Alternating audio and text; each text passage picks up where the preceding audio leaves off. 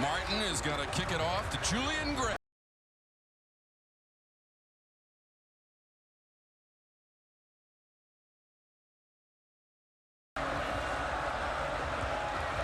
Buccaneers lost last Saturday at home against Western Carolina 52-38.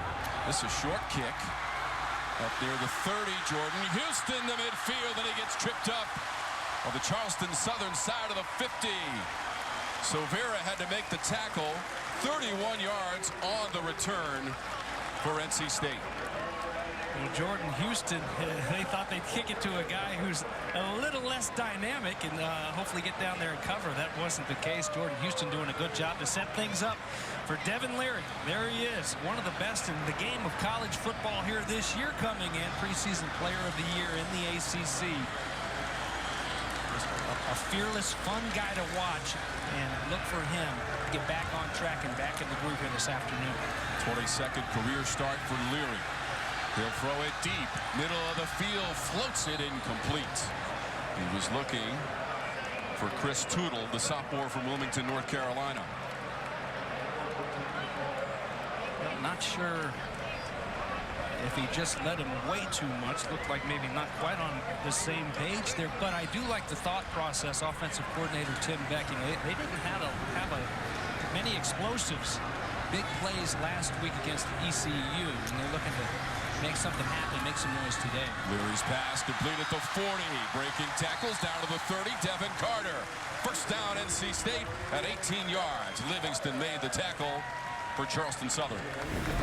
Big 88, Devin Carter making his 35th start today. And Leary and Carter look for that all day long if CSU is going to give them that much cushion. Nice, easy pitch and catch. Move those chains on second down. Once again to the air over the middle. That's complete. Tootle. Garrett Sega on the tackle. 8 yards on the pass play. Sega, big-time player in the middle. Captain, they call him Pudge. Damage is done, though. Nice pickup by Tootle on first down. Tootle, of course, going to get a lot of reps today, along with Sebro. As Trent Penix is injured, look for him to be back this year, but not today. Houston around the edge, inside the 10-yard line. Flag is out behind the play near the 24-yard line. They got 12 on the run by Houston. Holding, offense number 50, 10-yard penalty, second down. That's big Grant Gibson.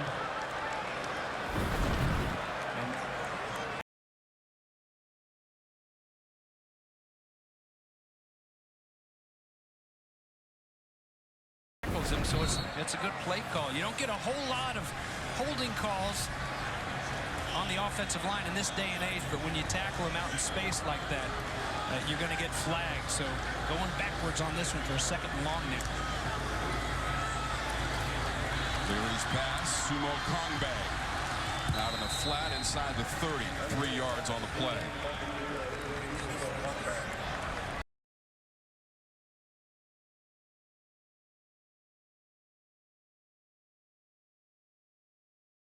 The sophomore from Willingboro, New Jersey. Yeah, both Sumo Kongbe and Jordan Houston good catching the ball out of the backfield.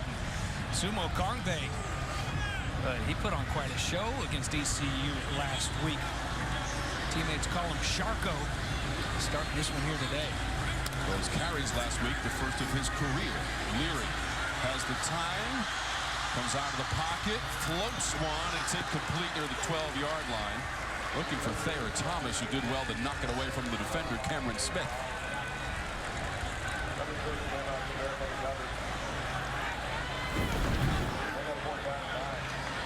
You know, interesting, Tim Beck calling this offensive, this first drive here. It's to the air, to the air, to the air, and you get a feel that he's really trying to get his quarterback back into a rhythm. Devin Leary, he's great when he's lathered up, a little bit of a tempo and going. Christopher Dunn from 46 yards away. And he puts the Pack on the board with his 70th career field goal, adding to his school record from 46 yards away from Christopher Dunn.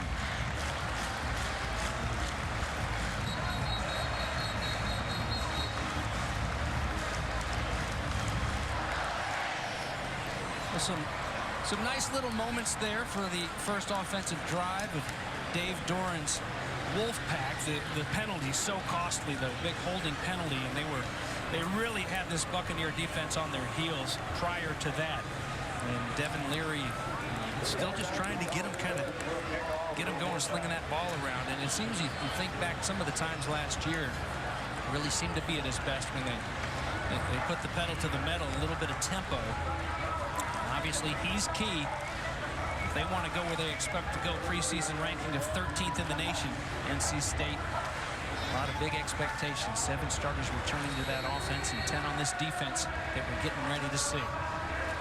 That number 13 ranking, the highest in 47 years to start the season for NC State, working on a 12-game winning streak in home openers. They haven't lost since 2009.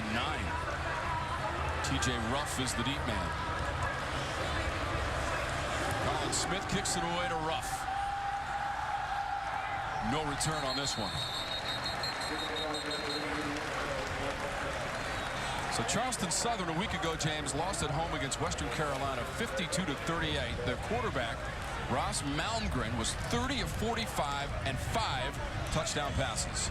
Yeah, but he was sacked 5 times, so they've got to do a better job of protecting the sophomore here today, and that's not going to be easy to do against the Wolfpack squad that didn't have any sacks. So you know that's one of their big goals as they enter this game. So look for a lot of quick game out of this Buccaneer offense. You got a lot of quick game out of ECU last weekend.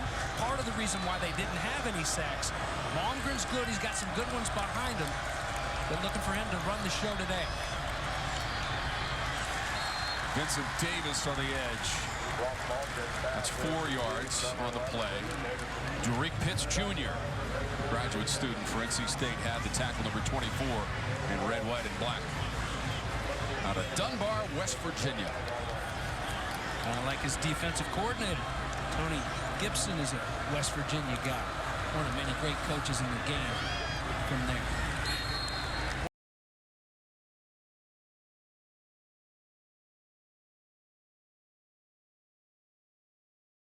Get the ball to one they call Mr. Motivator. Nice job timing there on the tight coverage, but just enough to move those chains and a fresh set of downs for the redshirt freshman from Swanee, Georgia. Malmgren did not see a lot of action last year, only 30 snaps from scrimmage. Given the starting role this season, that's Vincent Davis.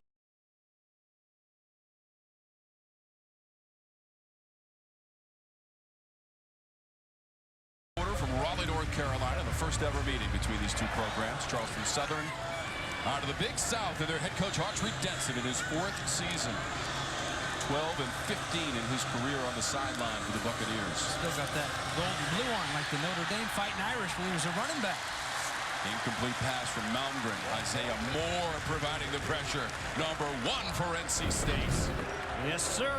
Linebackers here, baby. They get after it. Coming on the blitz. Isaiah Moore, a 3-time captain, and showing you why right there. They've been successful, Charleston Southern, with the quick game.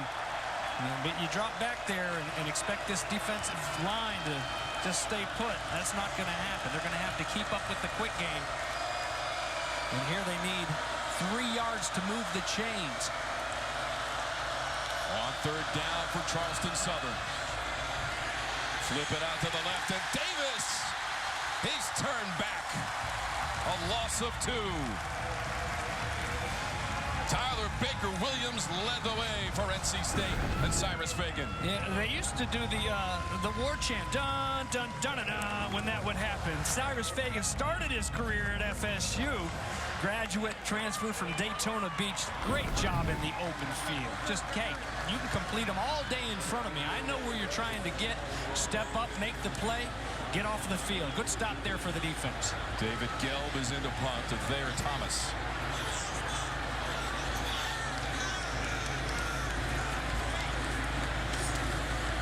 10:30 and counting here in our first quarter. Thomas wants the fair catch, ranges back to the 10-yard line, and they'll mark him right near the 11. 49 yards on the punt and 4.4 seconds of hang time. on the Buccaneer punt. Yards away. Now time for our Ford Keys to the Game with James Bates. All right, let's do it for Charleston Southern. Special teams, and you're going against a great special teams team in NC State, so you're going to have to find a way to help your offense out for NC State.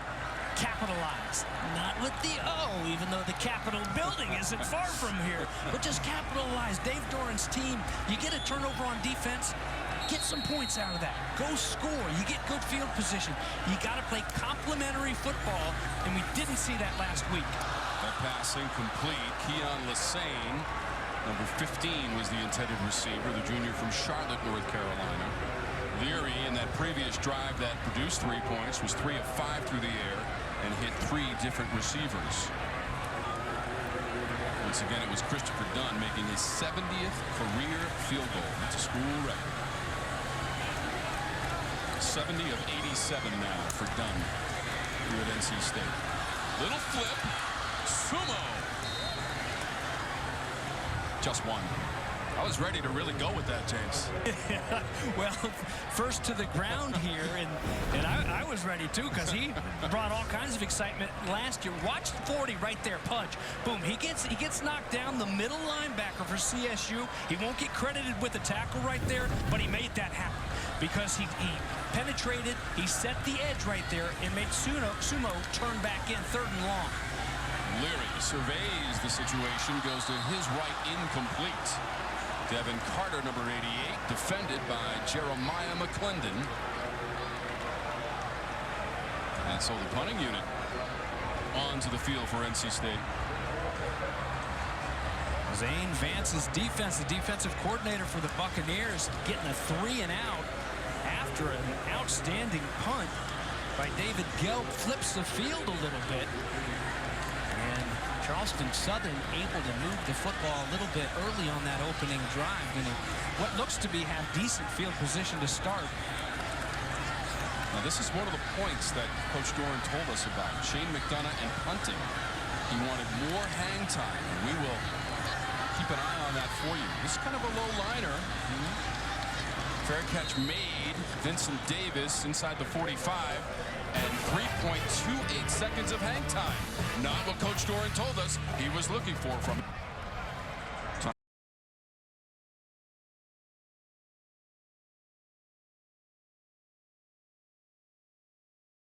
Not rough like Tuffy around here, but just rough. R-U-F-F. Carolina, and decent week last week, a long of 23, got some action as a freshman, ran really well actually against the Georgia Bulldogs late in that game. They've got to be able to run it a little bit. They've got to make this defense fear that they're going to run it anyway. And there was a look on the other side. Corey Durden, they need more out of him. The big graduate transfer from FSU out of Newberry.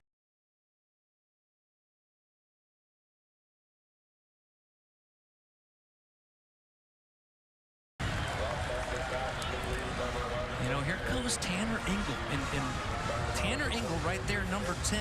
There's a look at Pitts as he walks by, but Tanner missed a couple tackles last week. He slows the receiver down here in this situation, but usually he takes those right angles, and he's so sure in the open field.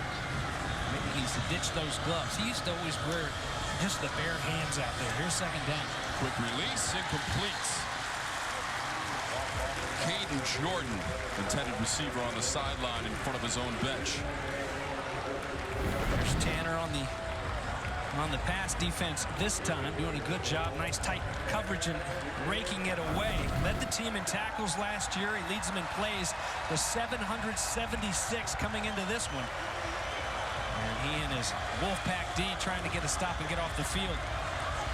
Right here, Engel from Dr. Phillips High School, in the shadow of Universal Studios down there in Orlando, Florida. Let's see what they got on 3rd down. They've got an incompletion and a turnover. They're going to have to kick it back to NC State. Tony Gibson, he hasn't had any sacks yet in this season. No sacks in this game, but a couple pressures and key. There you see Engel coming from his off spot, and that's gets a little bit of pressure there to try to slow him down a little bit. It was Lee Matthews, left guard, the sophomore out of Palmetto, Florida, down by Bradenton. I'll have to punt it away again. Claire Thomas, the deep man for NC State. Gelb, the graduate student, punts it away for the Bucks. Fair catch intended by Thomas near the 20. Let it bounce. And that'll roll just inside the 5. So the punt by Gelb is 47 yards. Deep in their own territory for Coach Doran and the Wolfpack. All right, so NC State takes over. Devin Leary at quarterback, and that brings us to our impact players, brought to you by your local Toyota dealers. Bring him out. Come on. Come on. Do I say it or do I wait for the graphic? I'm so nervous right now. Let's just wait. We will hold that for a moment. It's better with graphic. We will revisit that. Jordan Houston is the back to the right of Leary. Whistles as the play was initially snapped, and a timeout taken by Charleston Southern. Timeout. So before that snap and the play for NC State, Autry Denson, in his 4th year on the sideline for the Bucks, wants a timeout. They've got a pin deep here in the first quarter, trailing 3-0. But last year they also played. After review, the ruling on the field is confirmed. First down, North Carolina State at the 5-yard line. Charleston Southern is charged with their first timeout.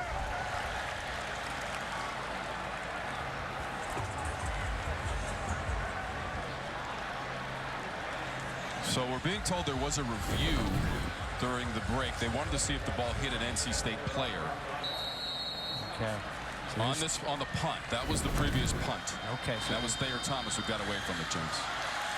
This is Houston on the rush. Just to finish that thought. Now, last year the Bucks played Georgia at the end of the season, right, James? They lost that game, understandably, to the national champs, I might add. They also played September 25th at East Carolina and lost 31-28. They led the Pirates 14-0 before the Pirates knew the Bucks were in town. Yeah, absolutely. They played ECU really well last year, and those Pirates looking pretty good this year. The NC State fans saw that last week, and here's a nice play to get out from the shadow of your own goalpost. 10 yards on the play to Julian Gray.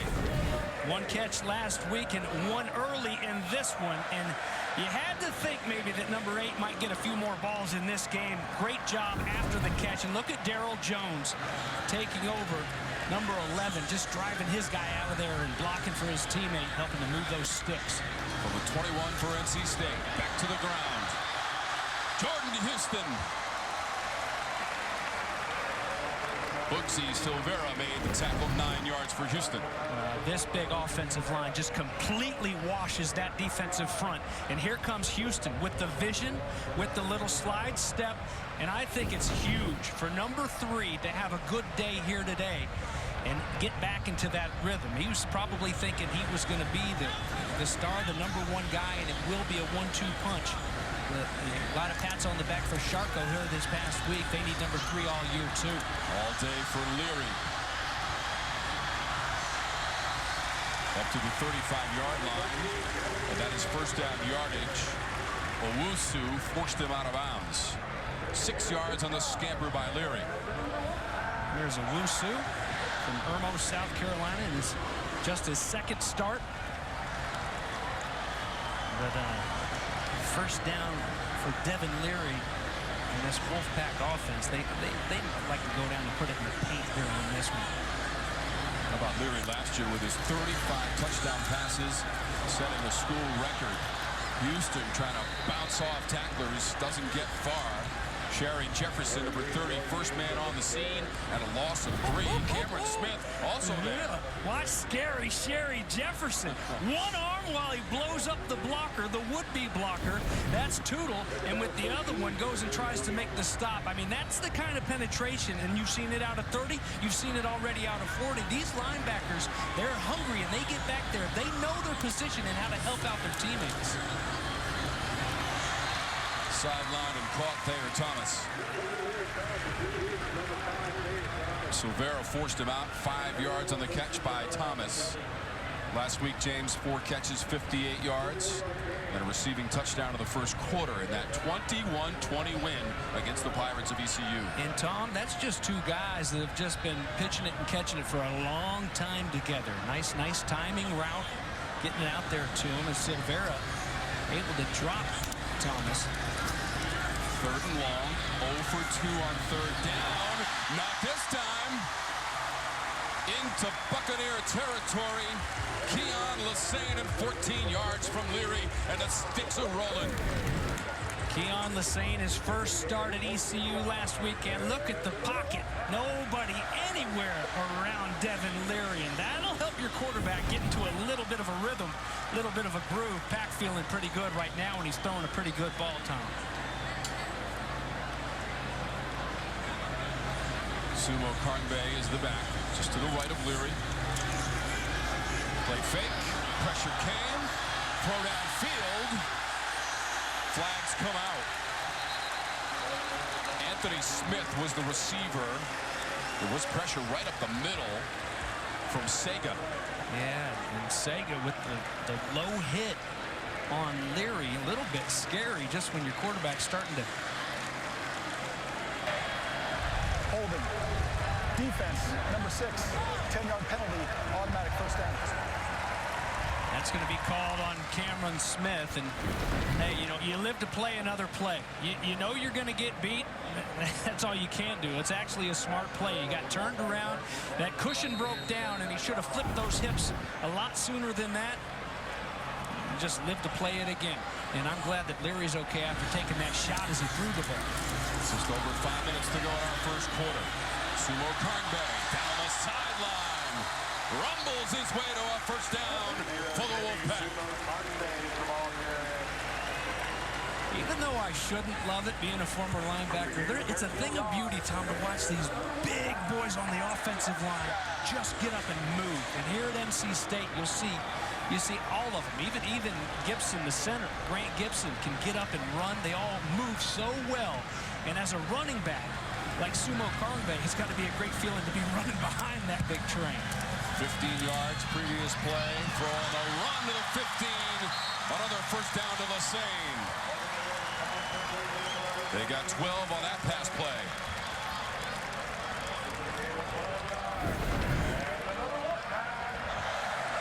Rolling out Leary, and you got to be careful. Cameron Smith, we saw Silvera just a few moments ago. If you're going to go after that ball, you better get it, because you want to keep the lid on, at the very least get a tackle. Leary. It's too far in the back corner of the end zone. Last week, NC State was 1 for 3 in the red zone, the 1-point win against ECU. Gray was the receiver in the back of the end zone for Leary, who threw it away. Just over 4 minutes to go in our first quarter. A Christopher Dunn field goal, the only scoring so far. And we are now inside the red zone, brought to you by CPI Security, James. Tom, you mentioned the stat, and the 2 times that they didn't get in, it was a goal line stand. They were stuffed on 4 downs, and then there was the fumble in the 4th quarter. So they need to finish. Finish is a key word for this offense, especially here today. Flags are out.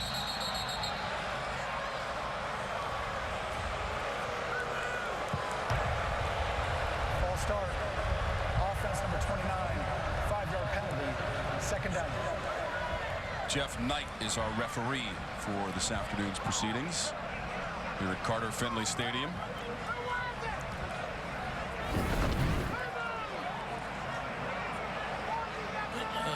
Right here's we're going to get to them. Looked like he just got going just a little bit too soon, and we had the holding call earlier as they were moving the football. And this one's not quite as big as that holding call, but still, just when you got everything going forward, you don't want to back it up a couple steps. Sumo Karngbe, 15. Forced out near the 13-yard line. Ombre Kennedy and Jeremiah McClendon combining to force him out after 5 yards. You've been waiting to say ombre. He's one bad hombre. He's one mean hombre. Look at Thayer coming back in the crack block, doing a good job of staying high. You can't cut in that situation anymore, coming from the outside. And a nice job pursuing, and good angles by the defense to force a 3rd down and 10 here. NC State was just 4 of 13 on 3rd down last week. This is Leary taking off. Middle of the field, takes a couple of hits, driving to the goal line, and in for the touchdown. A determined and rugged run from Leary from 12 yards away.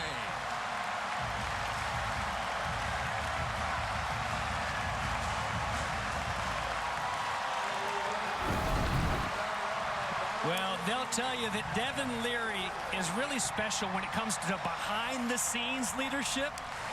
This run right here is on display for the whole world to see.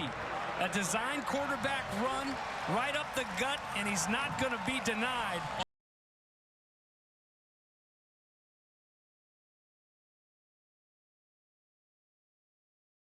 174 of 174. Point after touchdown. Let's go down to Lindsay.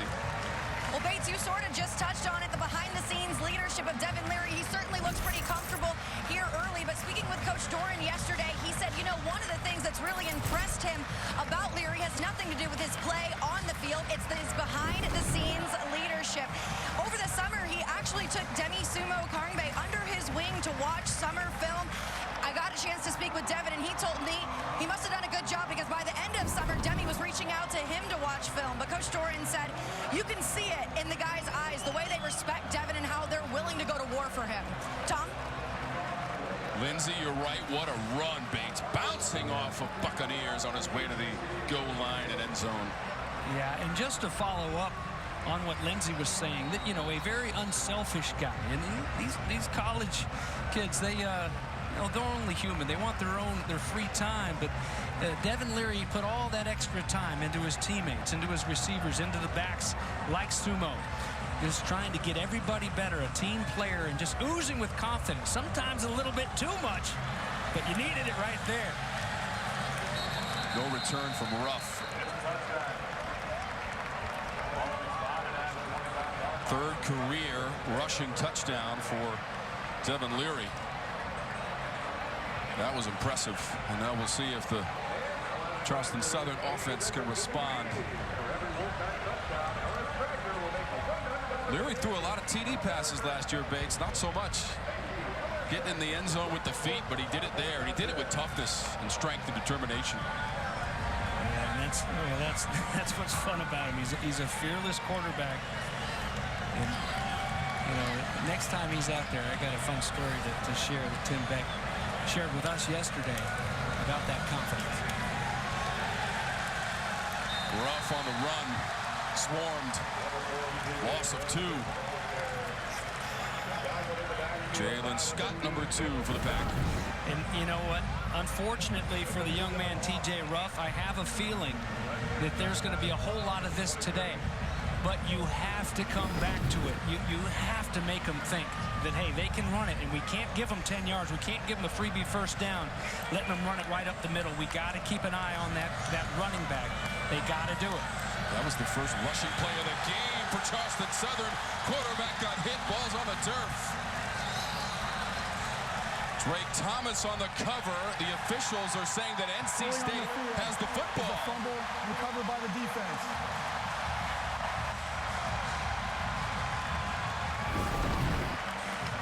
NC State defense forced 2 turnovers last week. This hand looked to be coming forward. They'll review it. And the Buccaneers already charged with a review that didn't go their way earlier. There's Price with the big hit. The ruling on the field of a fumble recovered by the defense is under further review. Steve McBride is our replay official. Once again, you must have indisputable video evidence to overturn the call, which on the field is fumble by Charleston Southern, recovery by Drake Thomas and NC State. Trevally Price is the defender and does an excellent job of getting in there. And here comes this pressure. Tony Gibson calling for some sacks, more negative plays. They had 0 sacks last week. Let's see if this turns into a sack and a fumble. a forced fumble or if it's just what I have is the third quarterback pressure of the game. And they've certainly put some pressure in the backfield and have penetrated the backfield of this CSU offense. And Dave Doran looking for a sack here today after this review. You mentioned those interceptions, James. Tyler Baker-Williams and Shaheem Battle had the picks last week against the Pirates in the 21-20 victory. Yeah, Tyler Baker-Williams was a nice play. It's fun to watch guys. You can just tell they're playing exactly how they're coached. And Tyler Baker-Williams on his, the ball was underthrown a little bit, but he was just right there in phase, in good position. The receiver's eyes get big. He snapped that head around the ball, sitting there waiting on him. Fourth career interception for him. Trevally Price, James, the redshirt freshman, with the play. Yeah. Coming from that other side is C.J. Clark, Ross Malmgren. We started game 2, the quarterback for CSU in 2019 broke his ankle early in the game, played almost a full half with the broken ankle, but went into halftime and just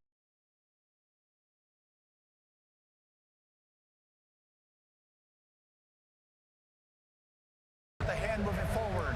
It is an incomplete pass. Third down. The official word from Jeff Knight. So there is no turnover or fumble from Malmgren. And all of a sudden, James, a light mist starting to fall here at Carter Finley Stadium. 75 degrees as we play. He doesn't care. Light breezes.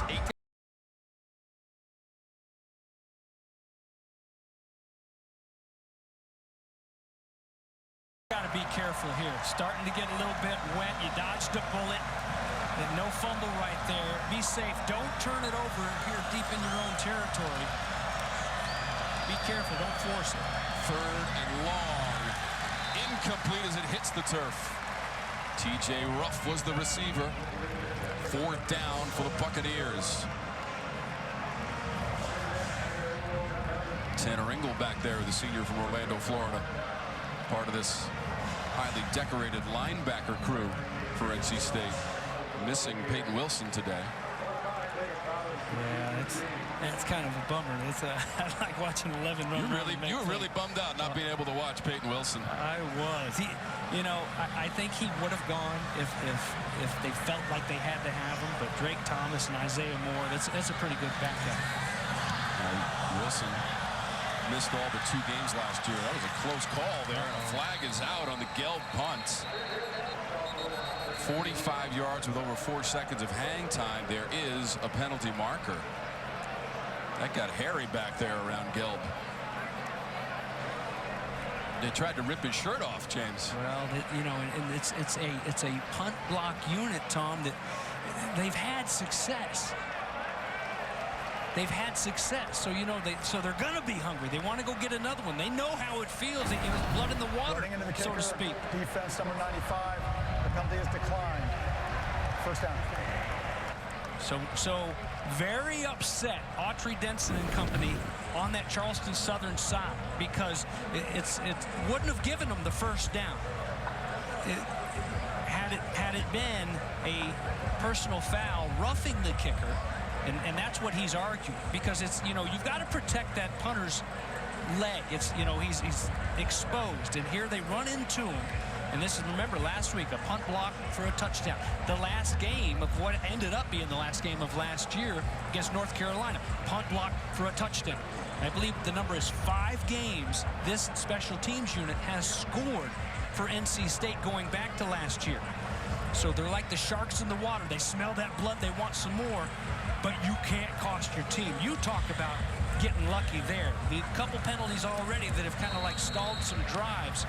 And, had that one been a big one that gave CSU a first down, they would have heard about it at halftime from Coach Doran.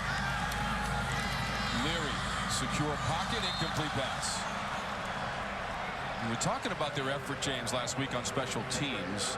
Josiah Pavilion, who is normally a receiver, had the block of a punt late in the first quarter against ECU, and it was recovered by Sean Brown in the end zone to get those points on the board. They also had the 2 interceptions. So the defensive effort last week was exactly what they needed to win that game against East Carolina. Todd Goldberg, especially.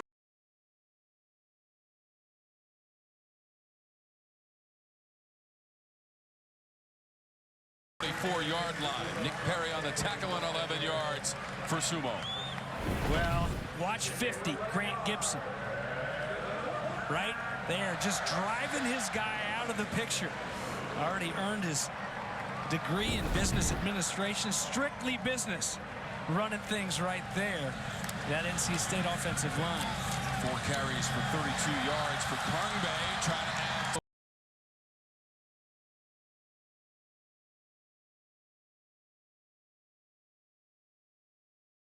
On the tackle and 14 yards. This time, not only is it that big offensive line, but it's the guys on the perimeter. Let's watch them inside first. There they are, the big bodies getting up and going. Look at them banging. That's Tim McKay, who had a great week last week. Expected to see him a lot more. Already getting involved. And then the receivers finishing the play and staying on their blocks. And that's how you get the big hitters. That's how you get those 25-yard runs like we saw Sumo Kongbe get last week. They got a block on the perimeter, and they sure were right there. DeMarcus Jones, number 28 on the carry. A modest gain. Officially no gain on the play for Jones. As NC State is working on a 10-game home winning streak, second longest in school history. Their last loss at home, James, November 6th, 2020 against Miami, 44-41. And the school record is 16 games in a row at home. Dave Doran has now been here 10 years. Amazing. How about that? I asked him about that at media day, shook his head, couldn't believe it. Was in a little bit of disbelief last week as well as they escaped Greenville, North Carolina. That's 12 yards on the run. DeMarcus Jones getting into the act for the Pack. 12 yards. DeMarcus, another sophomore. So you've got a junior in Houston, a sophomore in Demi Sumo Kongbe. And here on the draw, a nice job by the offensive line. Again, really owning the middle of that field right now in the running game. Leary on target near the 26-yard line. Devin Carter, the junior from Clayton, North Carolina. Cameron Smith on the tackle at 6 yards to Carter. You know, but one thing Charleston Southern has done, and when you're in these types of games, you have to make these offenses earn it. Make them chip away and work their. There haven't been too many to start this first quarter. And they're brought to you by the Georgia Drives Chevy dealers. Yeah, and on top of all of this, you look at time of possession. How about this? NC State had the ball over 11 minutes, under 4 minutes for Charleston Southern. 0 of 3 on third downs. CSU needs to find a way to stay on the field. Pretty good job by the defense to get off. On 2nd and 6, feeling the pressure, got it away. Down by the 5. Flag comes out. Was that picked off near the goal line by Kennedy? Out near that 5-yard line. The ball appeared to ricochet. The penalties, the indication the penalty's got to be against Charleston Southern. Yeah, and it came late. I think they're going to call. Yeah, he's early. It's a good call. It's an unfortunate break for Charleston Southern. Pass interference, defense, 15-yard penalty, automatic first down. Yeah, so you think you're going to get the football. Instead, you give them 15 yards closer to the end zone. And just too early, playing catch-up. And a good job. When you're beat, you put your head down, and you just try to get involved, get in the thick of it. But running into the body right there and interfering with the pass, Buxy Silvera is flagged on the play. And, and right there, here they're going back to Tootle. It just shows you, Penix was looking to be such a big part of this offense. Hopefully he gets healthy here soon. Houston weaving his way, spinning and diving. 8 yards on the run, Jordan Houston. A good problem to have for a football team, for an offensive coordinator, when you've got competition, healthy competition at any position, especially at that running back position. And you got to go over there and sit and watch your other guy be successful. Hey, you love it, but you also want to be the guy carrying the rock, and that's what you're seeing right there. Nice hard run by Jordan Houston. Whistles before the snap.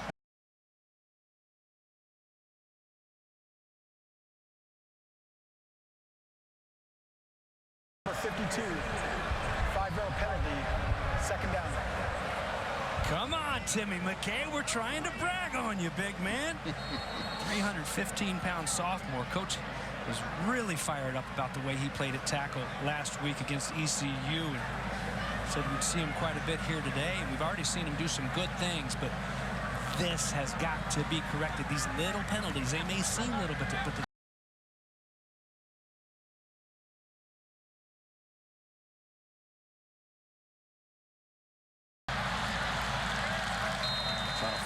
blocks down near the goal line. About the 2-yard line for Jordan Houston. Severa, Bell in on the tackle, 2 yards. Leary, by the way, 73 yards passing, using 6 different receivers in the first quarter as Houston comes to the sidelines. Leary with the rushing touchdown for his coach Dave Doran. 12-yard run in the first quarter. Sumo Kongbe in there on that 4th down that was stuffed the goal line stand last week. There's a 3rd and inches now. 2 for 4 on 3rd down. And running it in is Leary. Second rushing touchdown of the game from 2 yards out.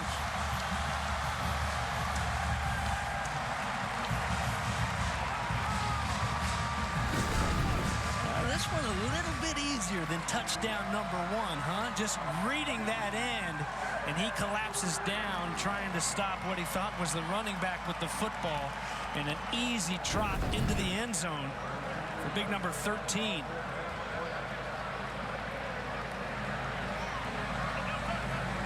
Done for the extra point.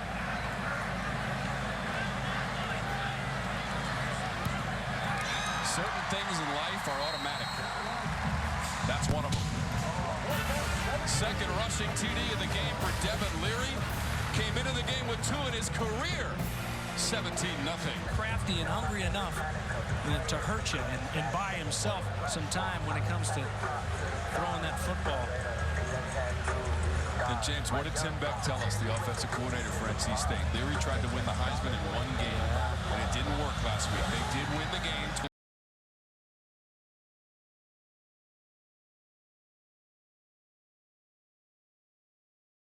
To the football championship subdivision in Charleston Southern out of the Big South. But you're looking to build confidence early on in the season with the home opener. Yeah, but careful with that confidence, not too much. And, you know, it was very interesting. Tim Beck said to us, he said a couple weeks ago in camp, he threw a football, and he tried to put it over a linebacker where he shouldn't. It was the wrong read. And he said, what are you doing? And he said, I can make that throw, coach. He said, when I heard that, I knew.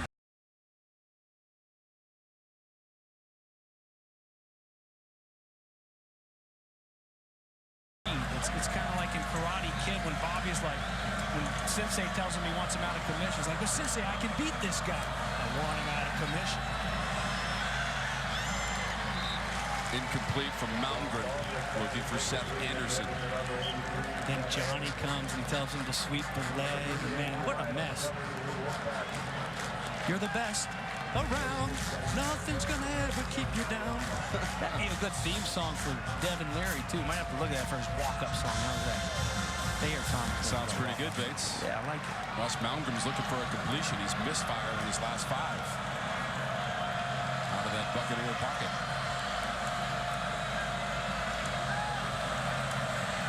They'll try the ground with TJ Ruff. Unsuccessfully. Loss of 5. Drake Thomas. 32 in red and white. High praise from defensive coordinator Tim Gibson. Look at that. He's getting held by the face mask, rips through it, and able to get upfield. And even again, if he doesn't make that tackle, there's nowhere to go for the back but into a sea of white hats.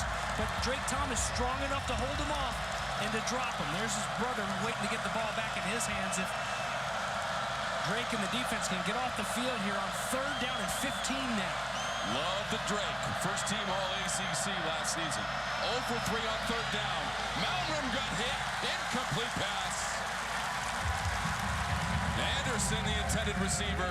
4th down, Buccaneers. Yeah, and guess who? Doing it on the ground, and this time with the blitz just a little bit late. Malcolm lucky to get rid of that one. Drake Thomas, the captain. Drake's the captain. Isaiah Moore's a captain. And if you're just joining us, Peyton Wilson, not available for this game with the injured shoulder. I hope he gets healthy and stays healthy when he gets back out there. But a good job by his teammates here today. Yeah, Wilson's fought knee injuries, James, in 17 and 18. Hopefully he'll have a speedy return. This is Thayer Thomas trying to run it wide. Breaks the tackle across midfield and to the 45.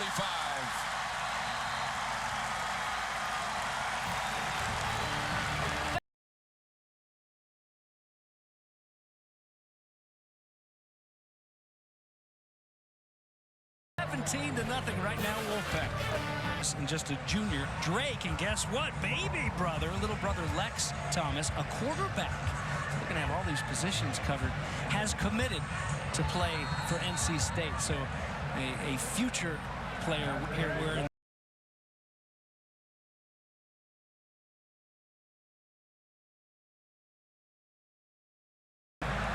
Leary launches it.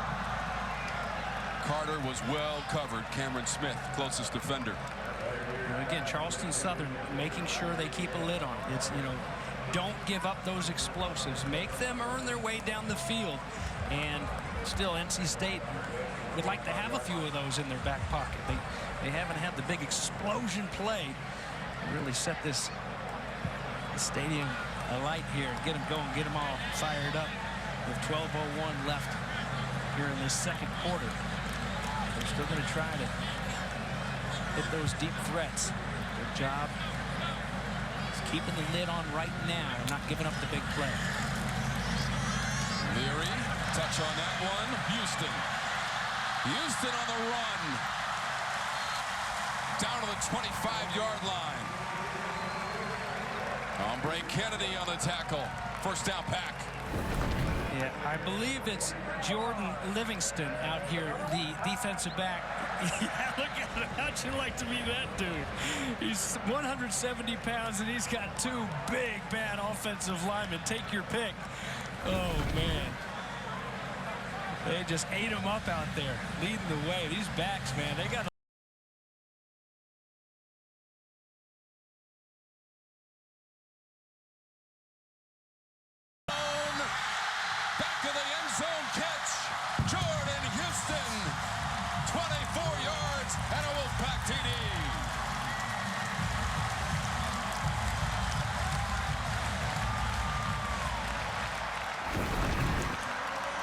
Houston lined up right there in the backfield. Little play fake. They slip him out. Wheel route. If you're late there, you're not going to stop Jordan Houston, especially when that ball's thrown perfectly by Devin Leary. And how about that for the big play that they're looking for through the air to number 3.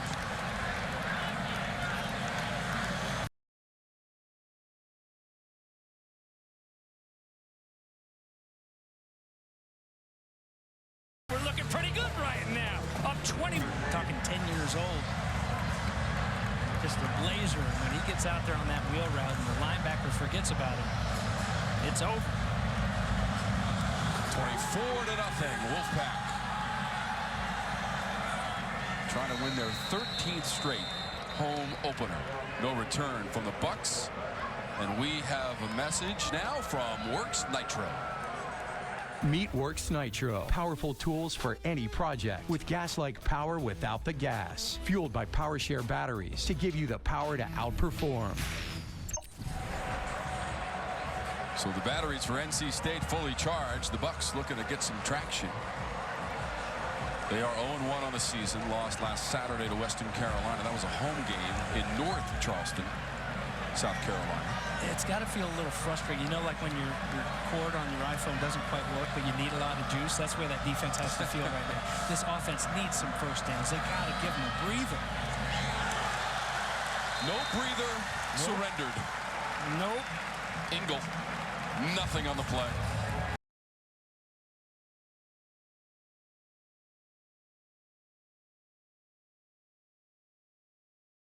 Was coming. Get rid of the football. The completion is there, but not much to show for it.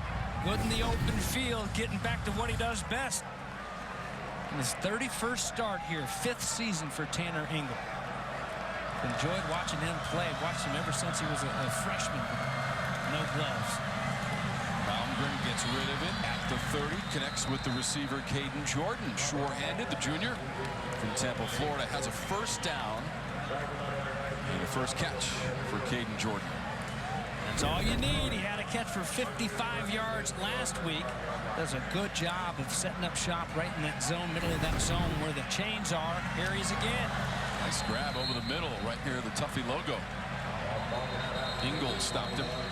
16 yards on the pass.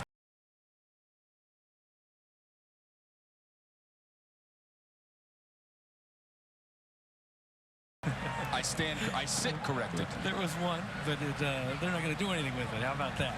Well, there you go. Back-to-back first downs. This is what you needed. You just, well, Autry Denson, again, well, I thought there was a flag, and I didn't see it. But perhaps was Malmgren hit as he let go of the football. He's been...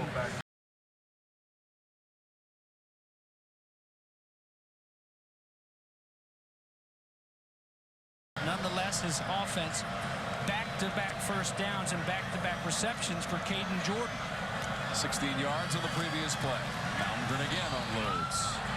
Too far for the receiver. Flag is out. NC State had a chance at it as well. There's a flag to sort out. That's Devin Boykin.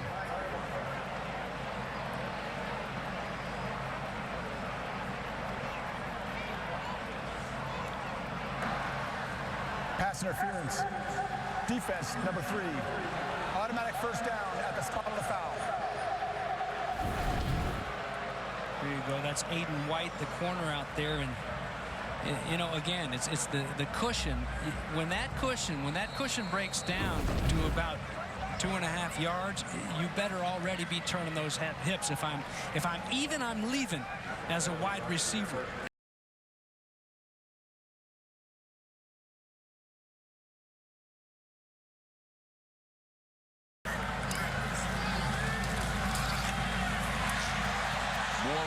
Malmgren got it away, incomplete. Yeah, a little bit of a hold on Moore as he tried to break free. He was through there in a hurry, and luckily for Malmgren and this Buck offense.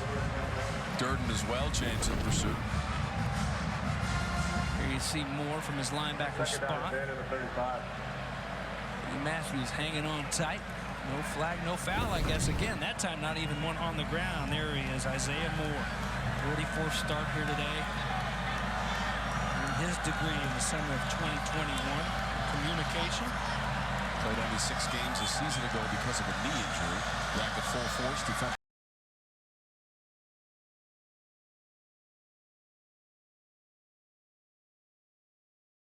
Pass by Malmgren deflected. Drake Thomas with a piece of that one.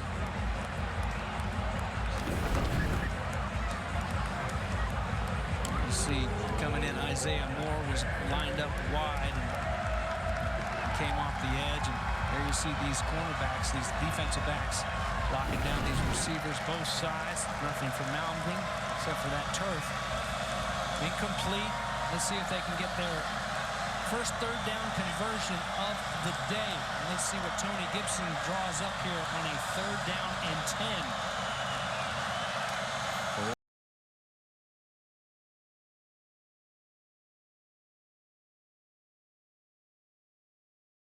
Couldn't catch up with that one from Malmgren. Derek Pitts Jr. in coverage.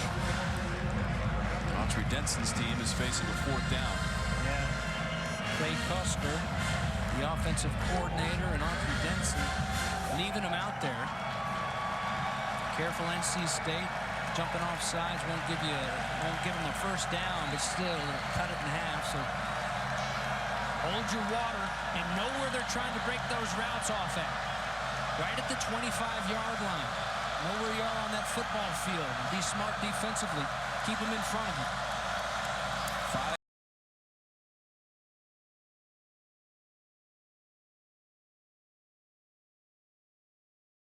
Defenders draped all over him, including Savion Jackson. Yeah, they bring the blitz this time, and Savion Jackson and company just getting to him. Malmgren nowhere to go but the turf. A few times too many on that drive. Autry Denson's team trails 24-0 here in the second quarter.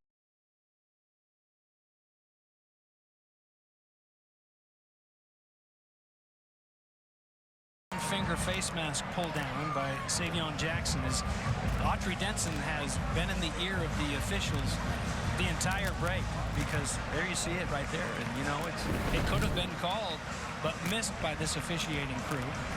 And so instead of a first down with a penalty flag, it's a turnover on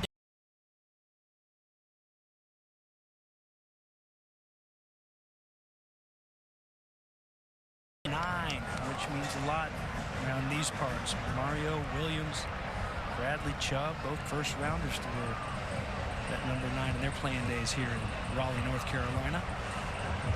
So that was a 4th and 10 play for Autry Denson's team. Turnover on downs to Devin Leary and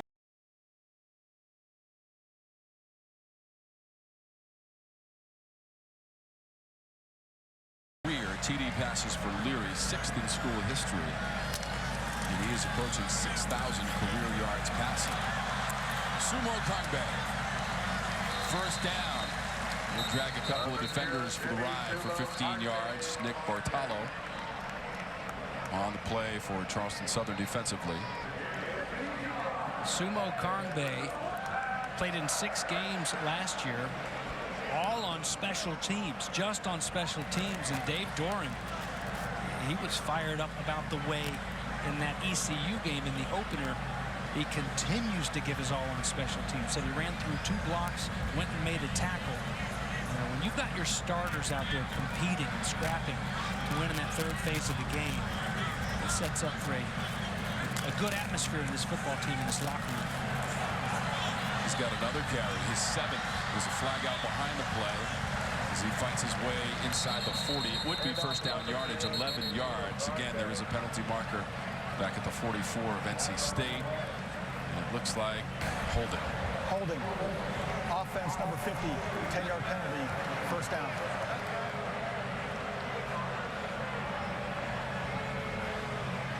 All on 6th-year center, Grant Gibson. He's a 3rd-year captain as well, along with Isaiah Moore. That's the first time in school history they've had 2 3-year captains, but he's flagged for the infraction. Yeah, and it's a shame, too, because he certainly didn't. I mean, he's the bigger body. All he's got to do is just kind of run that would-be tackler up the field. The ball's already past him, but instead he tackles him.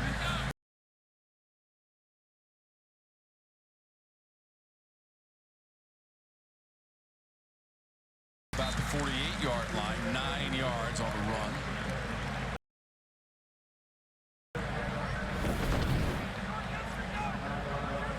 Out of that pistol look, as a middle linebacker, you're taught so many times in that run game, you know, your first responsibility is the run. So if I'm the middle linebacker, I've got to make sure they're not running the football, but I'm also reading that first step of the back. When he's lined up directly behind the quarterback, like in this pistol situation right here, it's tough to get that first step with him because you can't see him as clearly. Leary tried to pitch it forward to Tootle right at midfield. Nick Perry was pressing the issue for Charleston Southern.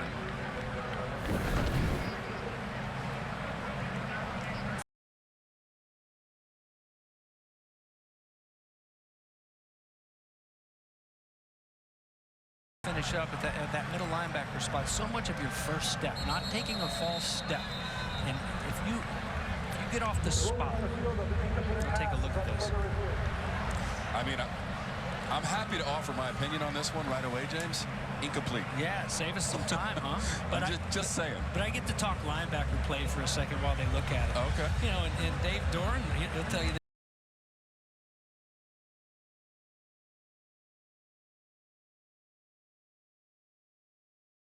racquetball and grew up in a football family with a dad who's always getting linebacker drills. So I didn't take false steps and got off the spot as they hear this is going to be complete. Listen to my story, not this review. So that's what I prided myself in, because if you get off on the spot, take a correct angle, these big offensive linemen, no matter how good they are, they're not going to be able to get to you. And so that first step is important, but when you're in a pistol look, it drives you crazy because, you know, you're trying to look around that quarterback and you have to wait a beat. And then that offensive line, it gives that offensive line a little bit more time. Kind of like Wake with that delayed mesh would be a big trouble, too, for a linebacker. That pass is complete at the 45-yard line. Julian Gray on a toss from Leary, and that is first down yardage, 11 yards after the previous play was ruled incomplete. That's a completion for Leary. Julian Gray, catch number 2 here in this one, and one catch was a nice play last week against the Pirates in the win that sure feels good here today as we near halftime. A 1-0 football team looking to go to 2-0 before the Texas Tech Red Raiders come blowing into town.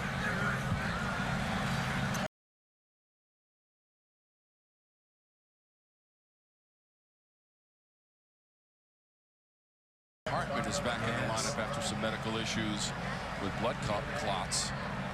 And so they're taking on Vanderbilt today. That's a road game for Wake after beating VMI in the first week of the season.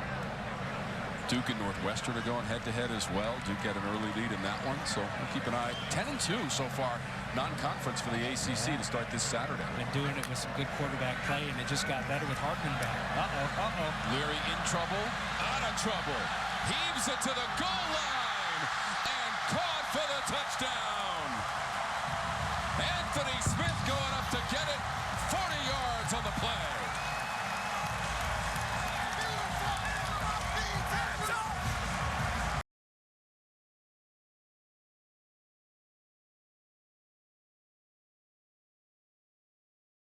Your quarterback refusing to go down, making the blitzer miss.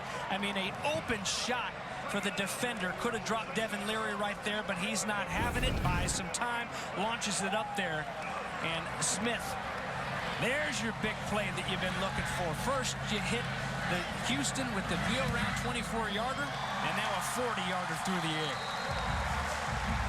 6:31 to go in the second quarter, and a 31-0 lead. Sets it up and launches it. And, you know, as a defensive back, Cameron Smith, when you're beat, you've got to just put that head down and find.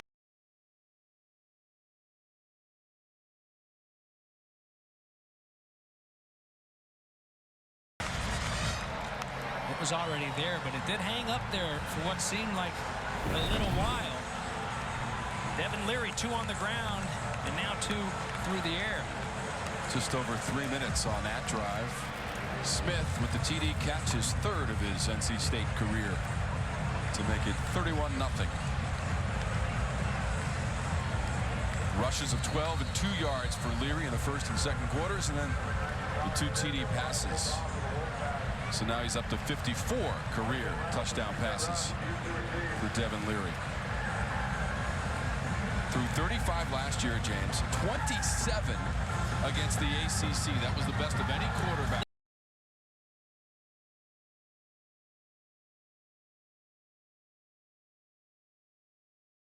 He says something is 35 touchdowns, so yeah, he can go win you a game, but only 5 interceptions, which means he doesn't lose you the game. He takes care of that football. 6 times for Leary, 300 or more yards in a game passing last season. And last week he threw for 211. While we have a moment, let's get a message from Wrangler. It's in all of us. The courage to go all in.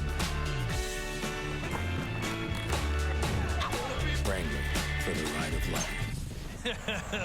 Roller skating and riding horses. It looked like a scene from One Tree Hill. And I was going to see Tom Wormy there reporting on the scene. Oh. You're not in that commercial. Are you in that Wrangler commercial? No, I'm not in the commercial. If I was, I'd expect a residual check. Okay. Well, you really would have pumped it up. I know. We told you, we told you it's the first ever meeting between the programs. 2016, Charleston Southern went to Florida State and lost that game. That was their last ACC opponent. We told you they played 2 teams out of the Football Bowl subdivision a season ago in East Carolina and Georgia. Vincent Davis on the catch. The Bucks have never beaten an FBS team, James. 0-25. Well, Tariq Pitts does a good job here to shed his blocker, and then they were bringing some bodies, and a good job to get rid of that ball by Momgren. And you know, if we see this backup quarterback for NC State, Jack Chambers, here in the second half, he's a guy who's seen a couple FBS teams on the road with Charleston Southern to add to that statter.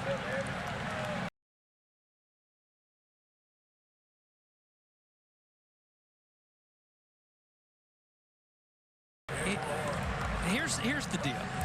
When you can't run the football, him faking that run, it just gives the defense an extra step towards the quarterback. Why even bother faking it if they know you're not going to run it? You're not fooling anybody. So might as well just drop back and throw the football. A play-action pass isn't fooling them right now. 0 for 5 on 3rd down. This one threads between defenders and caught. Seth Anderson up near the 44-yard line. Nice job. They go to Mr. Motivator. The redshirt freshman had 8 catches, 2 touchdowns against Western Carolina to move those chains. That previous play, James, was 16 yards, longest play of the game for the Charleston Southern offense. J.D. Moore gets nothing on that attempt. No, but again, it's put the parrot on my shoulder. It's as silly as it seems, you cannot go away from the running game. And, you know, both offensively and defensively, you know that. You shut down, make a team one-dimensional. Even if you make it where they can't pass it, they got to run it. Gosh, it makes things easy. Yeah, that's Moore was the back. The pass complete to Anderson. That's right near midfield. Pitts on the coverage as we go down to Lindsay. Guys, I spoke with Ross Mellengram and Seth Anderson earlier this week. They definitely both have a lot of respect for each other. Ross told me that they worked together a lot this summer, and he thinks it really helped to improve their connection on the field. Seth told me he puts a lot of pressure on himself, works hard to get open because he knows if he can create a little space, Ross is going to get the ball to him. All right, Lindsay, well, let's see if they can get it to him here with just 4 yards needed for the first 3rd down conversion of the afternoon. Under 4 minutes left to go in the first half.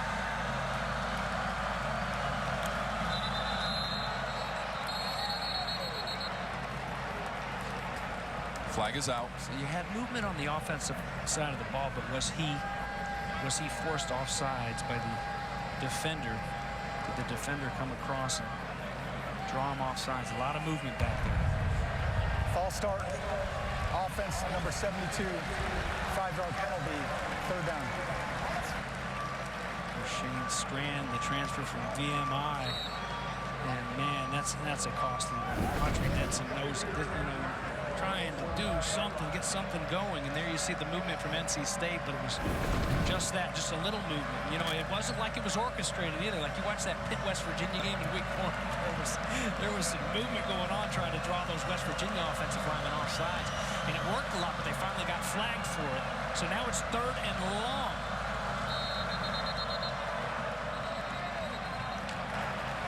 Denson was right in the ear of the official. He wants a timeout. So the 45-year-old from Lauderhill, Florida, calls a timeout.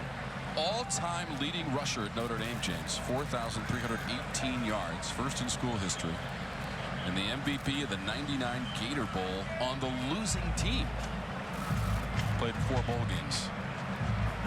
I had a chance to talk to him for about a half an hour at media day for the Big South, which was in Charlotte, and he talked about things way beyond football, because Charleston Southern is all about fellowship and Christian values. It's a very understated campus. It's a special player that goes to Charleston Southern to play football for Andre Denson. Well, and what a special opportunity. You know, a lot of times you end up living where you go to school. It wouldn't be a bad life to live in Charleston, South Carolina. What a beautiful, beautiful city.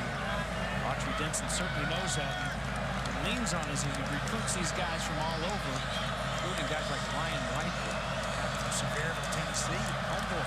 They were 4-6 last year, 3-4 in the Big South. Malmgren buying a little time into a highly congested area, and Cyrus Fagan almost had an interception. Cyrus losing the chance to go sign that bone, go celebrate.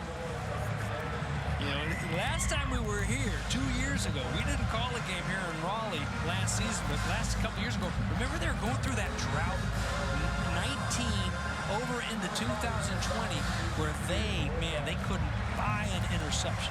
Also, it was all the noon games and all the locals like, man, the coach is playing 5 o'clock somewhere.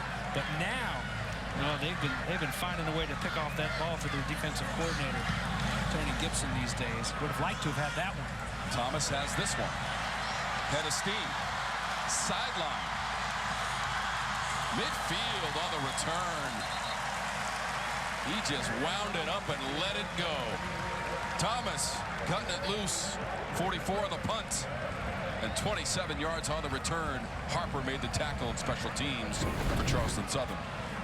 He's just so aggressive when he gets that ball in his hands. And look at all his buddies. All these blocks up the field. Excellent job. Let me make sure I give a shout out to 33 here. Jackson Da Silva, the wide receiver. And James, number 5, is our hearty star to watch. Performance last week for Thomas. 58 yards receiving and a touchdown in the first quarter. Okay, let me make sure I take care of our guy here. That's 5, number 5. Right there. You know, we get the brothers mixed up. That's all right. They're both playmakers. Bayer and Drake.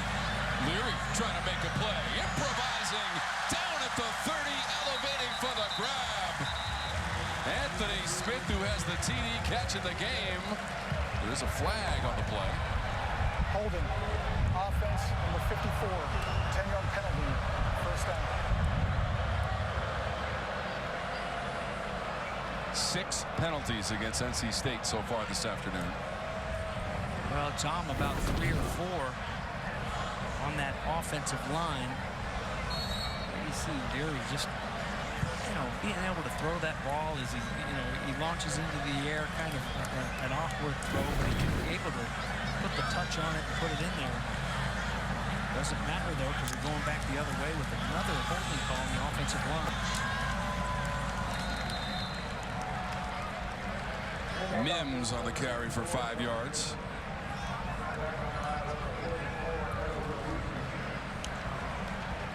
So the rushing game, James, for NC State up over 130 yards in this game against Charleston Southern. That was a bit of a weakness last year. 126 yards per game on the ground, 13th in the conference for NC State. Receiver adjusting to the football at the 45. How about Porter Rooks? 10 yards. A nice job adjusting. Go back and find that football, look it in. But as you see here, too, good job by Leary. He couldn't lead him too much because that ball might have been intercepted, so he put it kind of only where he could in that zone. First catch for Rooks. That one gets rifled down to the 35-yard line to Thayer Thomas. First down, NC State, 10 yards. Again, look at the protection. See, you don't need to hold, guys. You're holding your own. You don't need to hold them. Get it going and keep it going. You keep that gas pedal down and have a little bit of fun out there. Going to that halftime locker room. Get jazzed for the second half. Don't get in there and get yelled at a little bit for too many flags. You got to keep it cool, keep it clean, right? 164 career receptions for Thayer Thomas as they go to the ground with Mims. Trying to fight his way all the way to the whistle. Now flags are out near that Charleston Southern bench area. There was activity well out of bounds. Lawson Cook is number 25 for the Bucks. Cook's got to be smarter than that. You know, originally, watch 32. Get in there and get a piece, and then, you know where you are on the field. It's frustrating. After the play, personal foul, unnecessary roughness, defense, number 25, 15-yard penalty, automatic first down. This offense doesn't need any help. You saw Darius Bell get hold of his teammate at the end of the play and say, we don't need that, certainly. Right. Bell had the initial lick there on the NC State player. And start by wrapping up. It was a nice job to get there from his own spot. 1:16 left in this half. He's just giving a freebie away with the penalty to help out Leary and the Pack offense. On the cusp of the red zone. Leary directs some traffic. Now floats one down by the goal line. Lassane was down there. I don't know, James. Not sure about that one. Just trying to get rid of it, I guess. Yeah, absolutely. I mean, it's, by the time you look at the great protection up front, plenty of time for Leary. Here's going to come some late pressure. Just avoiding that sack, throwing it out there. Couldn't throw it off to his left. There was no receiver out there, so that would have been a penalty. 2 for 2 in the red zone of the game for NC State. After the documented struggles a week ago against ECU. A 1-point win. All you need is 1-0 on the ledger. This little pass to Mims. Looking for the end zone. Front left corner. And he's in for the Pack.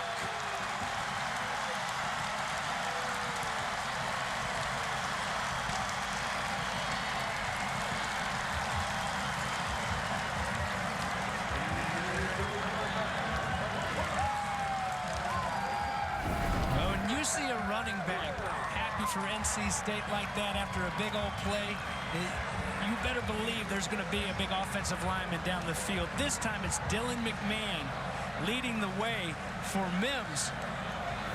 McMahon, the sophomore from Savannah, just getting up and getting all the way down the field to just bury guys after that first wave got him. So Mims, the senior from Indianapolis, Indiana, on the business end of the pass. 20 yards on the play and the touchdown for NC State.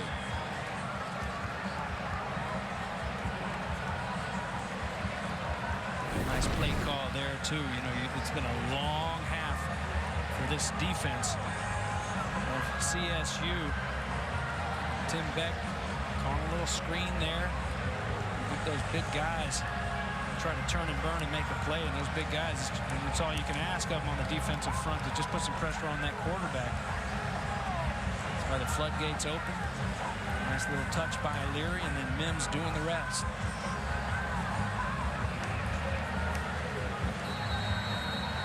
Third TD pass of the game for Devin Leary. And 5 total. A couple of rushing touchdowns to start the game for Leary. 58 seconds to go in the second quarter. The TD pass of 20 yards. So TD passes, James, of 24, 40, and 20 just a moment ago to Mims. The return from Ruff.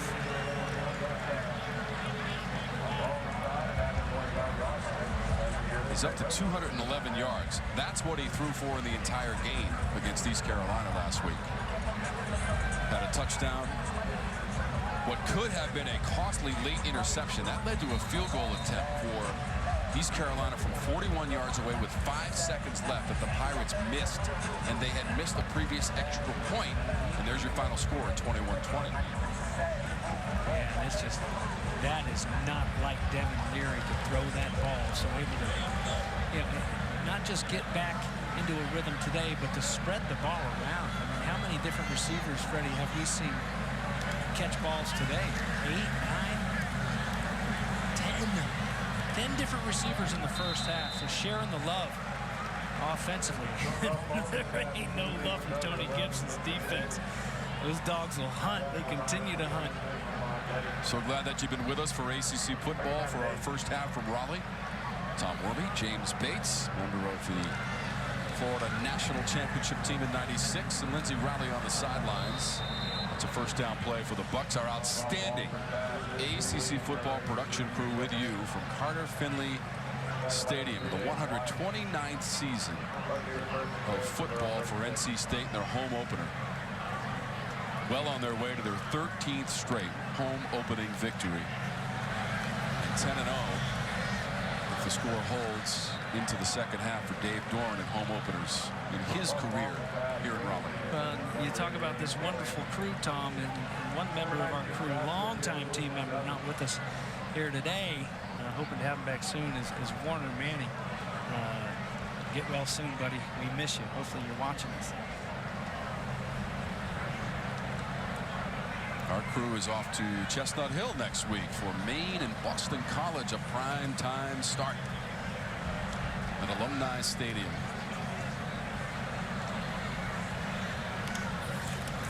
Jeff Hafley's team at Boston College involved in the only conference game this week against Virginia Tech today.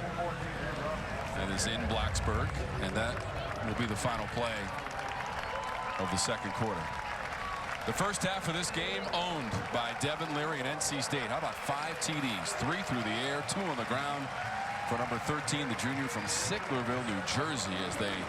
It's easier said than done, but they got to get right back to keeping NC State in front of them and have something go their way. Move those chains that they started to do. It wasn't until late in that first half, but they started to do it offensively. Let's see if they can start it with this opening drive of the second half on offense. 86 yards of total offense in the first half for Charleston Southern. They had 4 rush attempts for 0 yards. NC State had 344 yards of total offense. 133 on the ground, and Leary threw for 211 in those 3 TD passes. Cranking up the second half, start of the third quarter. Tom Wormy, James Bates, Lindsey Raleigh on the sidelines, and our outstanding ACC football production crew with you here in Raleigh, North Carolina. You'll hear us say this from time to time this season, but this is the 39th year of Valley Sports South, Raycom Sports, and your regional sports networks presenting ACC football. And James and I, Lindsey, proud to be a part of it. Up near the 30-yard line for the Bucks. They got 6 yards on that first down play. Derek Pitts. I enjoy watching his hustle. Right there, number 24 from that corner spot. You know, you got to be able to cover, but you also have to be physical when called upon and shedding that block on and making a play. Here he does it again. Oh. Second effort, first down. Nice job by Roderick Hawkins. Had 1 carry in the loss to Western Carolina last week. And talking up my man Pitts a little bit too early. Puts that head down, and that didn't look as tough right there. Roderick running hard, moving those chains, but here comes a flag. Pitts had 6 tackles in the first half. False start, offense number 57, 5-yard penalty, first down.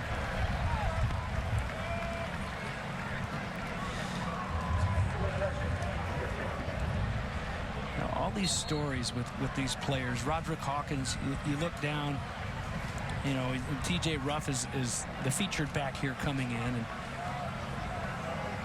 But Roderick Hawkins is a sophomore out of Tyler, Texas, East Texas. Goes to Tyler High School, then Tyler Junior College, and Hutchinson Community College in Kansas, and now off to Charleston. Just the route that some of these guys take to get to where they are is interesting.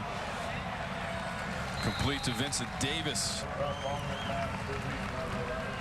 Got blasted but hung on to the football. 8 catches for Davis in the game. Certain bright spot for Charleston Southern. Trailing 38-0 early stages of our third quarter. NC State went 7-0 at home a season ago. That's complete on the edge. Caden Jordan.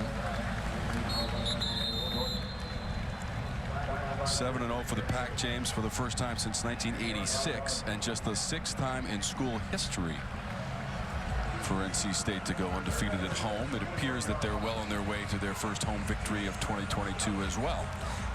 Caden Jordan on his way to the sidelines as his helmet popped off after that big lick by Tanner Engel. Great job of reacting and going and making that tackle in open space. A little bit of confusion down there on that defensive front right now.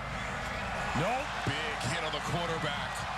Malmgren lost his helmet, went down in a heap, and the ball squirted away. And the indication is that NC State has the football. If that's what it looks like pre-snap when everybody's got their hands up, like, what am I supposed to do right here? Hey, then that'll work. Man, were they coming, and finally they get the big lick. This time it's from Tyler Baker-Williams from his safety spot, who had the interception last week against ECU. And this is a CSU offensive line that gave up 6 sacks last week to Western Carolina. They've had their quarterback pressured quite a bit today, but unable to drop him. Tyler Baker-Williams and company, but they finally get to him, and they just opened up the floodgates, and it looked to be like a little bit of momentum going the way of the Buccaneers to open up the second half, but not anymore after a play like that. That was a loss of 13 yards. Leary stepping up, throwing to the end zone. Back of the end zone, touchdown grab. Total with the catch for the Pack at 27 yards.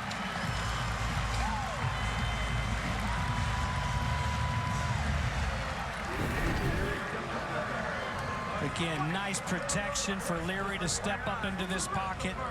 And Tootle just the back of the end zone, and not bad coverage either. Tootle at 6'4" goes up and gets it. That ball dropped in there perfectly for him by Devin Leary. So Leary with his fourth TD pass of the game, and that ties his career for a single game. Career best. They're going to take a look at it. Back of the end zone, Tootle.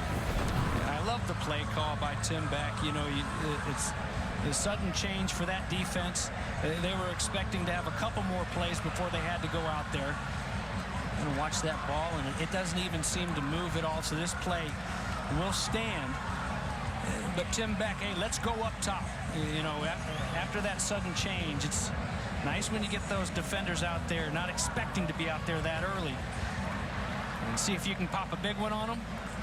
That's what you get right there with 29 in the back of the end zone after the beautifully thrown ball by Devin Leary. After review, the ruling on the field is confirmed. Touchdown.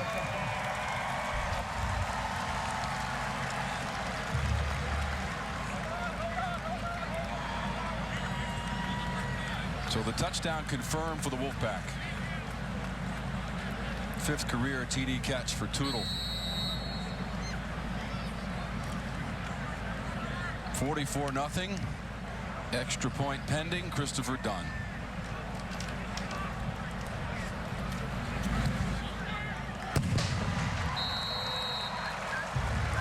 Hey, Tom, what was my key for NC State? Capitalize. That's right, and that's what that is right there after the turnover. They capitalize, and it pays off. NC State Wolfpack has a 45-0 lead in the second half against Charleston Southern. Very special guest has joined us in the booth. 4th-year athletic director here at NC State, Boo Corrigan. Boo, thank you so much for your time and impressive showing so far from the Wolfpack. Well, at this point, you guys are invited back whenever you want. Thank you for having me. Appreciate that. Okay, so last week, let's address that. Close shave, but you come out with the victory, and the coaching staff told us we're humbled by what happened last week, but we're excited about the rest of the season. Well, I think the biggest thing is you leave 1-0, right? And that's the end of it. You leave 1-0. We know our coaches are going to work with them. We know our players are committed to doing the right things, and that's the escape route. Come back 1-0 feels a whole lot better Sunday morning. Well, we saw you when you first got to campus about 4 years ago. Since then, pretty much most of the run, the last 3 years, they went more ACC titles than any school, any athletic department. Congratulations for that. And with that come the awards. Congratulations also on Athletic Director of the Year. It's very nice. It is a group honor, right? I mean, I refuse to look at it and say, look at what I did, because without good people around you, without great coaches and great students, none of it's possible. But you know what? We got a pretty good vibe right now. You know, we really do, and everyone's bought in and feel really good about where we are. You got a good vibe this weekend here as you try to move to 2-0 on the football field with your football program. I'll bet it's been a fun summer building up to this season, the highest ranking in about 50 years in preseason, and you've got Dave Doran, 10 years now, which is hard to believe, and all these returning guys. It's always fun in the fall when you're winning football games, isn't it? And I think it really speaks to the culture that Dave's built, right? I mean, he's had time. We stuck with him. We've had the same coaching staff. We've been together for 3 years, and I think it makes you want to be a part of it. So Charleston Southern with the ball here in the third quarter, 2nd and 7. Boo Corrigan, the athletic director for NC State, has joined us, kind enough to give us some of his time during a football Saturday, the home opener. So much success in openers this season. Boo, I want to ask you, in this time of so much change across the landscape of college football, of college athletics for that matter, and with your connection, your family connection to the ACC, the strength of this conference moving forward, and specifically for NC State? Well, I think what all of us owe back is to be as good as we can be, right? Where is our investment? Where are we spending time? Where are we putting our efforts? And be as competitive as we can be, both within the league as well as nationally. Let a big 3rd down and 7 go, and there you go. Somebody's going to sign that turnover. Tony Gibson, he likes to talk about those dogs on defense, and he's had them heating it up front on the quarterbacks and therefore causing turnovers like this one right here. Here's a nice interception. Tyler Baker-Williams, 2nd interception in as many games, James. Had one against East Carolina last week. And the Pack has the football back on the turnover. Well, how about, we can't let you get out of here without talking college football playoffs. The committee chair, so, you know, no rest for the weary. You're going to be doing a lot of traveling back and forth. But tell us about, you know, just these last few weeks when we finally learned, everybody else, the public, maybe expanding in the next couple of years to a 12 playoff system. Yeah. So it's interesting. So the committee that I'm on is the actual selection committee. What we worry about is making sure we've got the right 4 teams, making sure we've got the right 25. There's a whole another management committee that's dealing with the expansion piece of what it is. But, you know, we get to sit around and talk football, you know, week after week after week. And the other 12 members of the committee, and we're in there, and we're watching games, and we're talking about it. Statistically, we have all the information that we need in and around it. But, you know, for 6 consecutive weekends, for Sunday through Tuesday, all we're talking is football. What a great job to have, right? I'll say. And why, what for you personally, what's one reason why you really feel like this is a great way to go for the future of college football, to add those extra teams? Well, as the AD at NC State, not as the chair of that committee, but as the AD at NC State, it provides other opportunities, right? When you look at statistically, you know, about 1%, 2%, with the 4 teams getting in, of all people that play college football, all of a sudden that number goes to 8 or 9%. It opens the apparatus a little bit for us, and the opportunity for people to play for a national championship. Well, Boo, we thank you so much for your time and being such gracious hosts as usual here in Raleigh. It is always a privilege for us to travel to Carter-Finley Stadium to call Wolfpack football games. Well, we appreciate it. I'd be remiss not to mention Annabelle Myers and the job that she does with everyone when they come in. So yeah, we appreciate you. Incredible support staff, and we're always happy to be here at Carter-Finley Stadium. And congratulations on what we think will be the result today against Charleston Southern. And 2-0, and moving forward, good things for this football program. Go back. All right. Boo Corrigan, the 4th year athletic director here at NC State, kind enough to join us here in the 3rd quarter. And we thank him very much. Chambers, the backup quarterback, is in. Jack Chambers, who spent the last few seasons at Charleston Southern and led the Big South in total offense a season ago, James, with the Buccaneers. I actually went to the walkthrough yesterday, the practice that NC State had, and Annabelle Myers, who Corrigan just spoke of, the sports information director here for NC State, introduced me to Jack Chambers. I talked to him for a while. What a great kid. Really enjoyed that visit with the graduate transfer from Charleston Southern. This is 45 yards away. Done. Money. 2 for 2 in the game. 45 yards and a 46 for Dunn. 48-0. Wolfpack. Had 8 touchdown catches last season. A couple of catches in the game for 14 yards for Thomas so far this afternoon. 4 TD tosses by Devin Leary.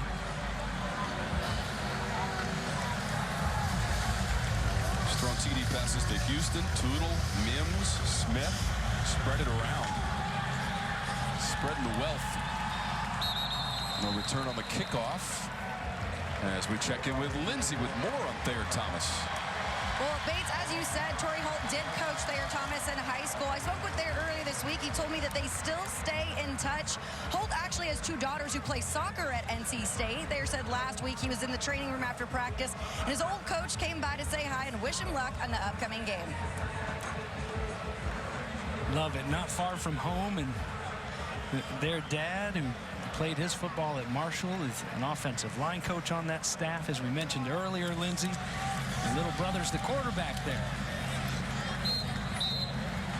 You know, a lot of times, Tom, you get like, oh, NC State, boy, they've got quite a pipeline from this Charlotte school, or they've got, no, man, this school down in Florida, they used to be Auburn, used to go down to Dillard High School down in Fort Lauderdale. They used to have a ton of guys from Dillard. Oh, what a pipeline. But they've got the pipeline with the family. It's not just a school, it's a whole family. They've got all these athletes. And a pretty good family tree, and man, they've had a lot to do with these winning seasons under Dave Doran. Never go against the family, Bates. Pass complete to Davis. NC State had not played a Big South opponent since 2009 when they beat Gardner-Webb here at home 45-14. Their last FCS opponent was last season, mid-September at home against Furman, and a 45-7 victory for NC State, which last year went 9-3 and 6-2 in conference play. Unfortunately, their bowl game against UCLA was canceled. The Holiday Bowl had nothing to do with NC State, for certain.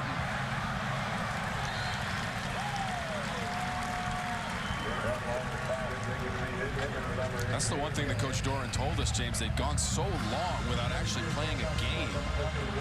And the build-up to that ECU game, and it just didn't go as the game plan might have gone for them in Greenville, North Carolina. But as everyone is saying, you want to know, and that's what you were trying to achieve on the road in Greenville. Well, you hadn't had much success. You'd lost 3 of the 4 games at ECU prior to last Saturday. And this is a very talented ECU team. Look for them to win a lot of football games this year. Very athletic and very physical defensively. You know, when you go into that hornet's nest, like we talked about North Carolina going to App State last week, and they've got that target on you all summer long, look out. But right now, these guys are looking pretty good, looking to move. 4 touchdown passes by Devin Leary. And that takes us to our game summary, brought to you by Green Machine, Bates. Well, and the thing that stands out the most to me, and you know, the turnovers now have started to come into play as Charleston Southern has turned it over twice, but they're also turning it over by not being able to stay on the field with those 3rd downs. Only 1 of 10, and it's not just Charleston Southern's inability, but it's this Wolfpack getting after it for their defensive coordinator, Tony Gibson. So Leary now with 56 career TD passes. That is 6th on the all-time list.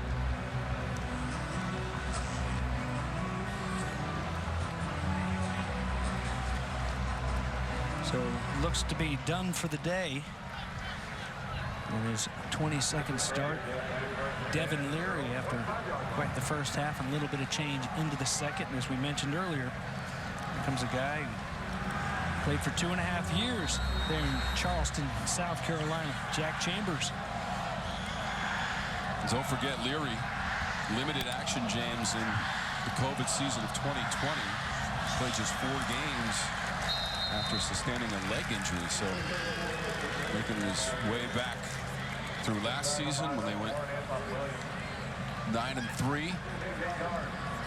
Had the win against Clemson in double overtime. Leary threw 4 TD passes in that one, too, and 2 in the overtime periods against the Tigers, who at the time were number 9 in late September, 27-21.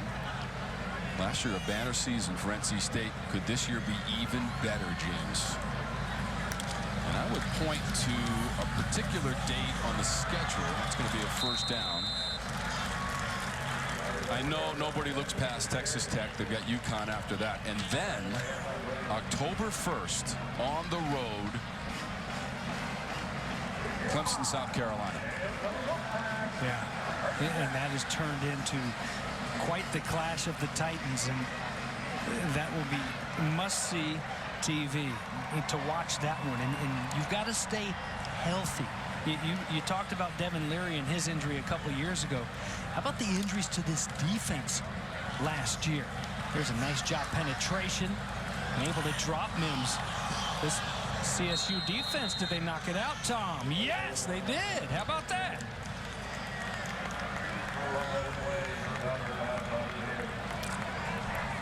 Continuing to fight. Yeah, yes. Despite trailing 48-0, knocking that one free, separating ball carrier from football. Sherry Jefferson out of Orlando Edgewater, an excellent high school program down there in Orlando, Florida. He's made some big plays with penetration in the backfield a couple times here today. And he's back there involved in this one. And look at these guys continuing to fight. Sherry's the first one back there. Ball comes out. And here you give your offense a chance. We're going to take a look at it. It's Siobhan Fields recovering the fumble, rather. Review is underway. Let's see what we can see here.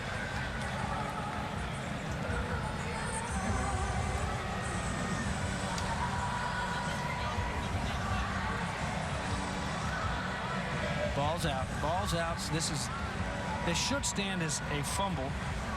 Look like Sega in there to help with the hit as well. Sega and Jefferson combining on that stop, and we got to take care of Anton Williams, a graduate and player for CSU from Marianna, Florida, over in the Panhandle.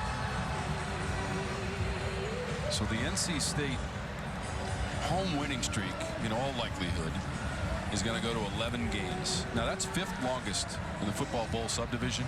The Clemson Tigers, who we told you, NC State goes on the road to play Clemson this year in a few weeks.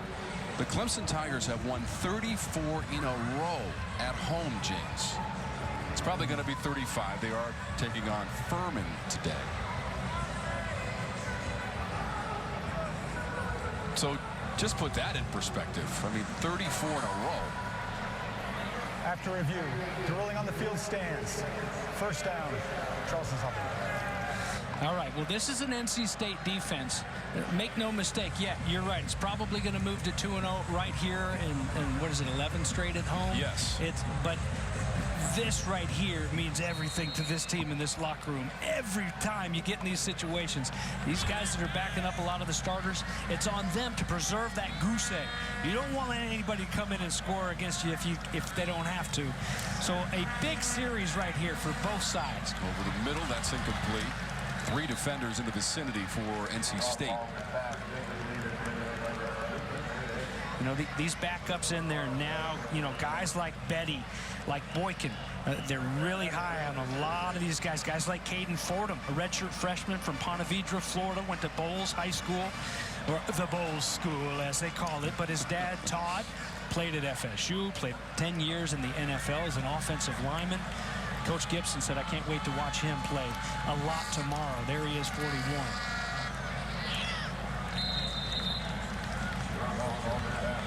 Anderson on the reception. Pitts defending. It's 5 catches for Anderson.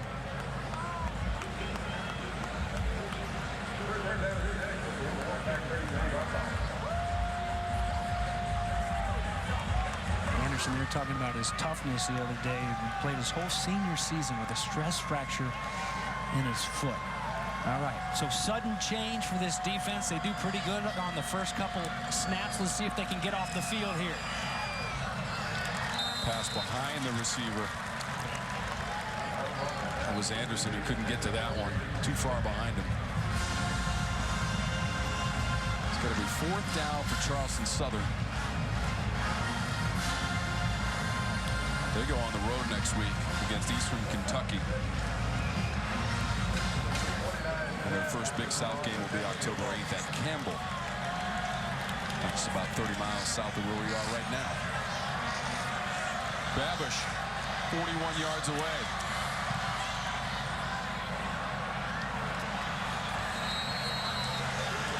Boom. 48 yards officially on the field goal. Sam Babish, who made a 50-yarder last week against Western Carolina. It was 6 of 12 last season. There goes that shutout. I'm not sure. They wanted it as much as that defense, didn't they? You know, great kick, man. Had plenty of leg right down the middle. Let's get it down to Rowley. We're talking about Seth Anderson earlier and how he had that stress fracture his whole senior year. The coaching staff said, man, they knew he was fast, but then when he was healthy, they couldn't believe how fast he was. I guess it runs in the family, considering Seth's father is Flipper Anderson, who played in the NFL in 1989. Flipper was playing for the Rams and set the record for most receiving yards in a single game with 336. How about that? Okay. Yeah, we've talked about a lot of bloodlines here. That is just craziness. Great stuff, Lindsey Rowley. And you know what was funny is his offensive coordinator, Clay Coster. We said, tell us a little bit more about Seth. He said, well, this may sound weird, but he's got a great smile. And I get it. I mean, it's nice when you got someone who's always got a nice smile on their face. Happy people. It's good to be around happy, positive people. And many more years to play there, Seth Anderson, just a freshman. Gray to receive for NC State, leading 48-3. Fair catch made. 7:35 to go in the third.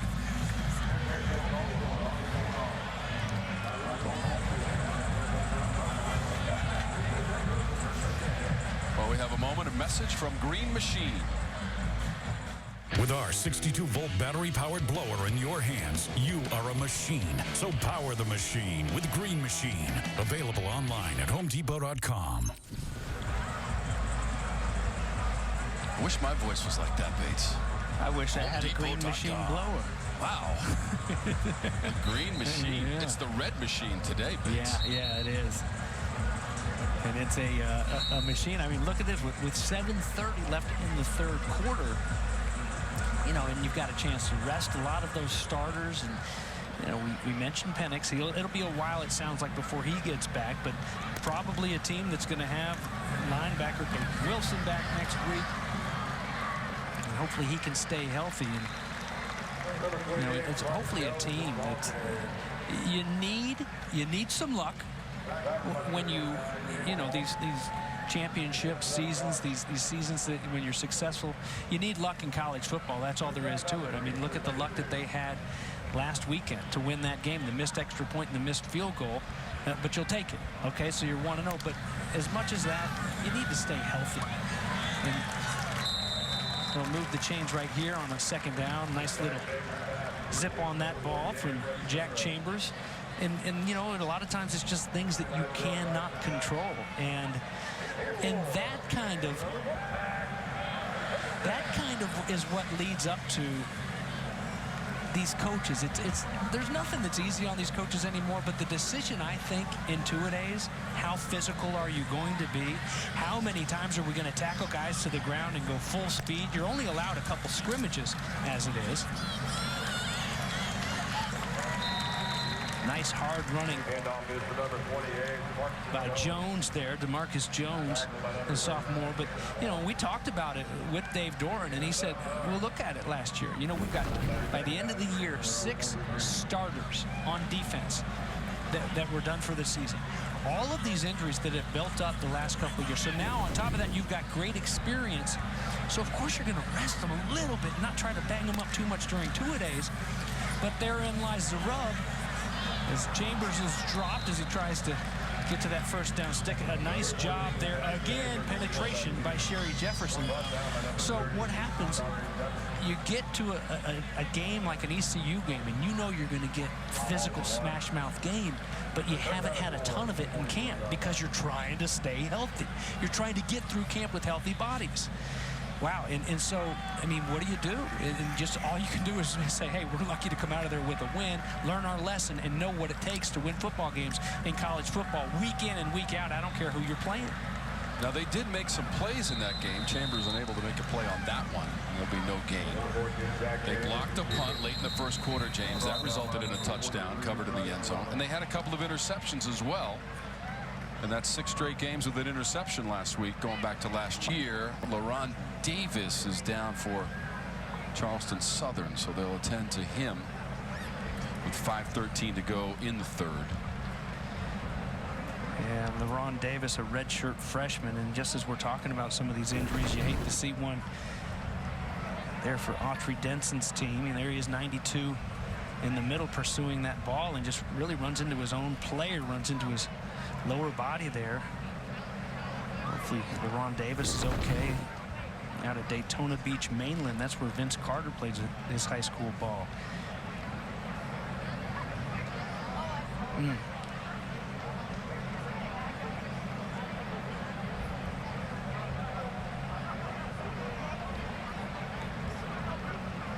NC State built a 38-0 halftime lead. Charleston Southern able to get on the board with a field goal here in the second half.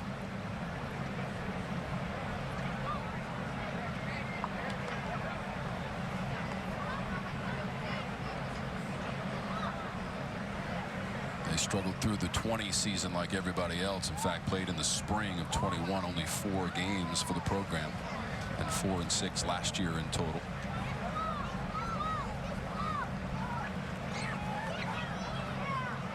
Yeah, picked tied for 3rd in the preseason poll. Good to see here. Yeah, Davis has helped up. Oh, he's going off under his own strength. Okay. Good sign. This program made the FCS playoffs, James, back in 2016. Lost in the first round to Wofford out of the Southern Conference by a point. 2 times they've been champs of the Big South. Out of the football championship subdivision. And it appears, according to Buke, Oregon, the football bowl subdivision's going that way, expanding the playoff. 12, James? I don't know. What? You don't know. You want more? You want less? I want less, I think. Oh, okay. Well, you know. What do you think? Well, you know, interesting point brought up by Nick Saban on it yesterday. He's like, nobody cares too much. These players, they're bowing out of these bowl games. So why not make them all playoff games? We'll make them all mean something, and you'll get everybody's best shot come postseason. I thought that was an interesting way to look at it. My point is, though, when you get down to the end of a college football season, I don't know that there are 12 teams deserving to be in that group. Okay. And it's different than basketball, by the way. Number 11, 5-yard penalty. They thought they had one on them here. You know what? That too, I think, is a very good point, because, you know, that, let's say this 10th seed, you know, whoever that just sneaks in, and then you hit a couple teams that are banged up at the end of the year, and yeah, I know but I do like that it's expanding a little bit, and it's, you know, I mean, here he talks about the ACC, and there was a while there where it felt like, gosh, is anybody but Clemson ever going to represent? And you've got a lot of that in college football. Fair catch from Davis. It's a 51-yard punt. 4.7 seconds of hang time. James, it's time for our max performance. And it's brought to you by Z-Max. Devin Leary tying his career high. Devin Leary. With 4 TD passes. No, it's not. It's Brennan Armstrong. We just want to see if you're paying attention.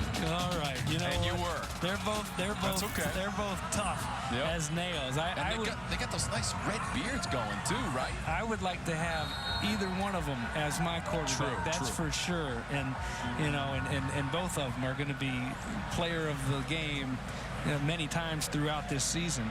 And Leary doing it not just with his arm, not just with his legs buying time, but with his legs running for touchdowns and yards here today. An outstanding performance, and gets to shut it down early and rest up a little bit in this one. There we go.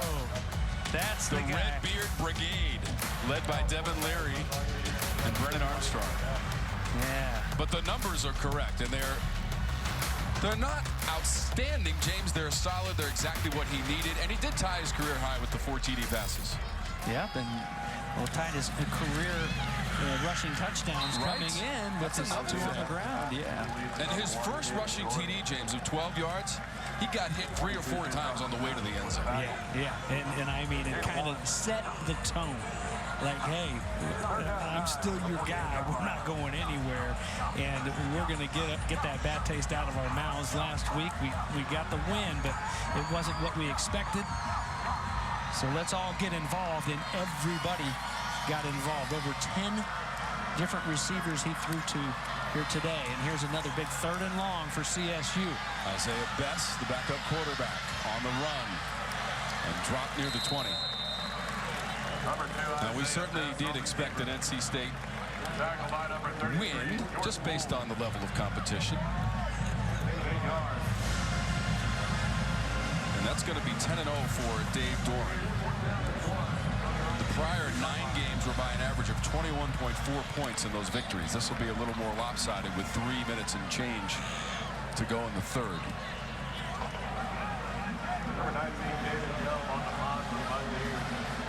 Gelb is into punt.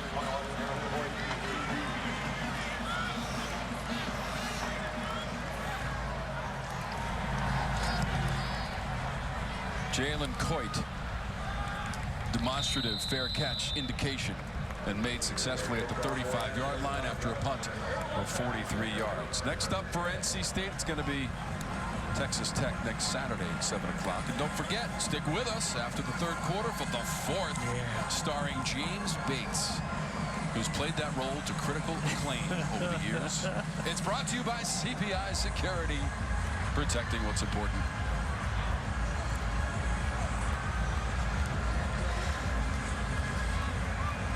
NC State protecting the home turf today, James. Really never in question.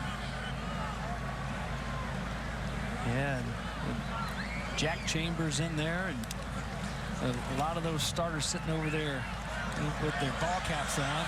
Chambers, diving attempt inside the 20. Anthony Smith, all-out effort, and the pass was just about on schedule for Smith. So close. Plenty of time, and Chambers launches it up there, and oh man, gosh, beautifully thrown football. And yeah, that's a tough catch. Anytime you lay out like that, it's tough to pull it back in, but coulda, shoulda. That would have been another big explosive play to add to the list today. Smith has a 40-yard TD grab to his credit this afternoon. Physical play near sideline. Mims. It's an 8-yard run for Mims, and he earned every inch of it. So Texas Tech is next, James, right? Next Saturday for this NC State program. They lead that overall series 4-1. The last meeting, you go all the way back to 2003, and they won at home against Texas Tech 49-21. In 2002, they played into overtime. NC State won that one 51-48. Out there, right? Yeah. Yeah, that was T.A. McClendon rushed for 5 TDs. Phillip Rivers was the quarterback for NC State at the time. So they played some wild ball games, and they're going to crank it up again next Saturday. It'll be a fun one to watch. It's Lubbock, Texas, James, the destination. Oh, have I been saying, are they? I thought they were at home next week. No, it is home. Okay, it is home, but Lubbock is where Texas Tech is. Oh, yeah, okay. Yeah. Oh, it's home. I know where that is. My dad used to coach at Texas Tech. This is the first of 3 straight home games. Okay. Charleston Southern, Texas Tech, and UConn, which is playing Syracuse today, and that game is in Connecticut. Stores, Connecticut. Pressure there from Nick Bartolo, senior from Tampa Gaither, and enough pressure put on Chambers and a hit perhaps, and gosh, a ball that could have been picked off, should have been picked off. Here in the secondary, Brandon Howard, the linebacker, in his drop.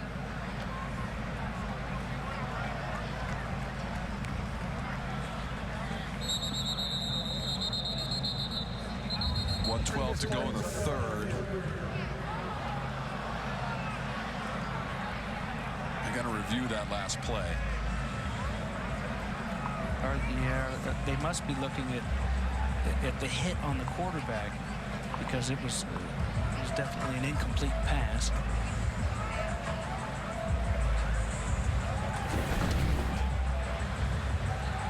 Here's another look at it, Bartolo.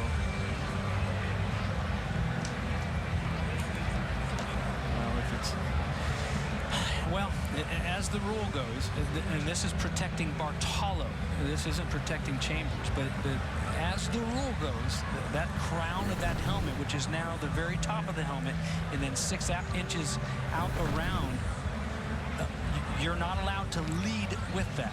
So, in addition to any forcible hit to the shoulder and neck and head area, right? Absolutely. But now that hit on the quarterback, I would say, is, that's fair. It's in his chest, but it's what he hit with. So it's protecting, not in this case the quarterback. It's protecting the defender. And again, since this is the second half of the game, this will be reviewed. All targetings are reviewed by the National Committee.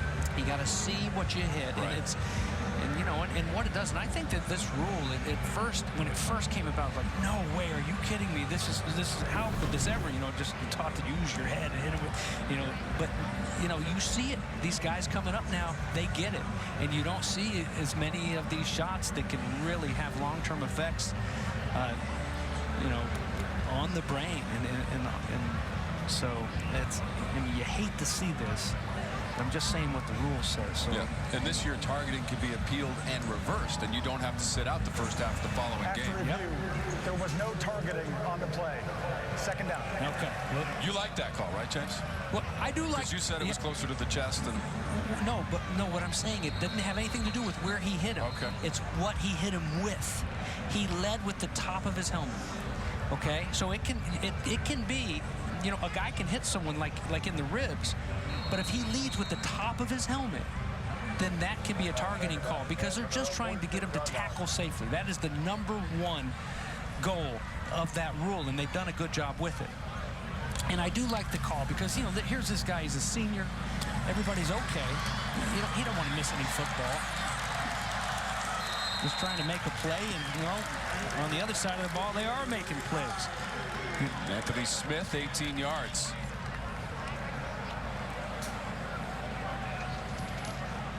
Smith has a TD catch. Jordan Houston.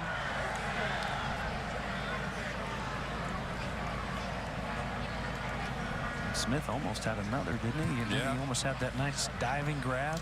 He's got his 3rd catch of the game. Delbert Mims also with a TD catch. Chris Tootle, back of the end zone, 27 yards. That was in the 3rd quarter from Devin Leary. A spectator right now, 7 yards on the previous play. Mims continuing to run hard. NC State approaching 200 yards on the ground in this game. Been more involved today in showing you why. Nice wheels on the edge. He gets over there, gets that corner turned. He's got a couple of his buddies on the perimeter leading the charge. Look at Jack Chambers. That conversation with him yesterday. Maybe this is why I liked him so much. He said he just loves the swamp. His first game ever in college football was played in the swamp against the Florida Gators when he was at Charleston Southern. NC State in the CPI security or end zone to the end zone. Back corner. Touchdown Wolfpack. Jalen Coit on the pass from Jack Chambers at 10 yards.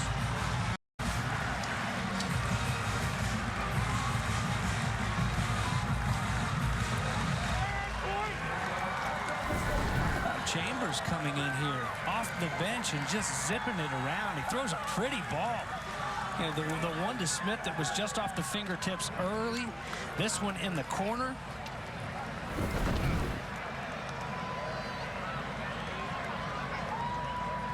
Graduate transfer out of Lilburn, Georgia.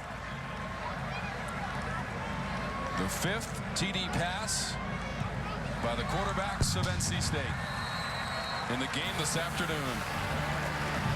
55-3. Wolfpack. Chambers to Coit. NC State back in the end zone once again. Chambers chatting with Leary. Now he's got a TD toss in the game. They can smile about that. Leary had 4 of them prior to Chambers coming in. He wore the colors of Charleston Southern a season ago, so playing against his teammates from a couple years ago. In fact, Chambers came in when Malgren got hurt a couple of seasons ago, James, and he never left the starting position until leaving for Raleigh in a graduate season. 12 different NC State receivers have caught footballs today, either from Chambers or Devin Leary. And 5 of those for touchdowns. Coit, the most recent touchdown recipient for the redshirt freshman from Sherrard, South Carolina.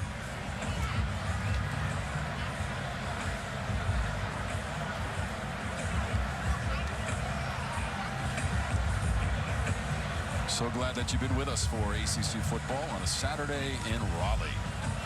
Home opener for the Wolfpack after the great escape a week ago.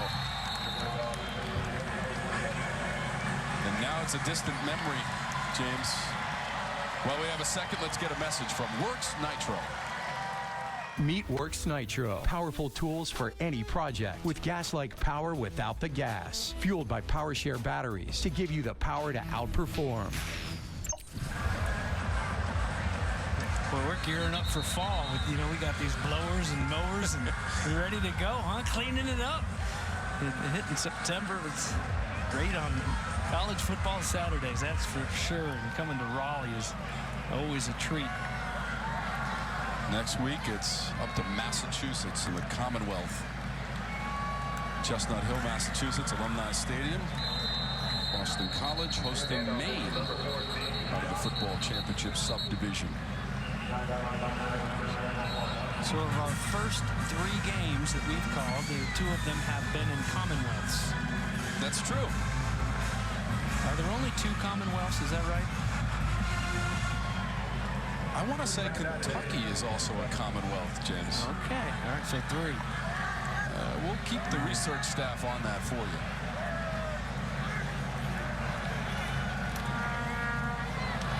So if you win if you're a high school football team in Massachusetts, Virginia, I guess Kentucky, if that's the case, and you go all the way, I've never seen anybody called a Commonwealth champ. They're always the state champs. I've never seen it on anyone's bio. That's part of the title. Commonwealth champ. Commonwealth champ. Maybe it's because it doesn't fit on the back of a letter jacket. It costs too much per letter. I'm from Massachusetts originally, James. We played for a Commonwealth championship. Oh, you did? I'm just making that up to go along with your story. Dang it. Commonwealth of Pennsylvania as well. Wow, what a great job defensively.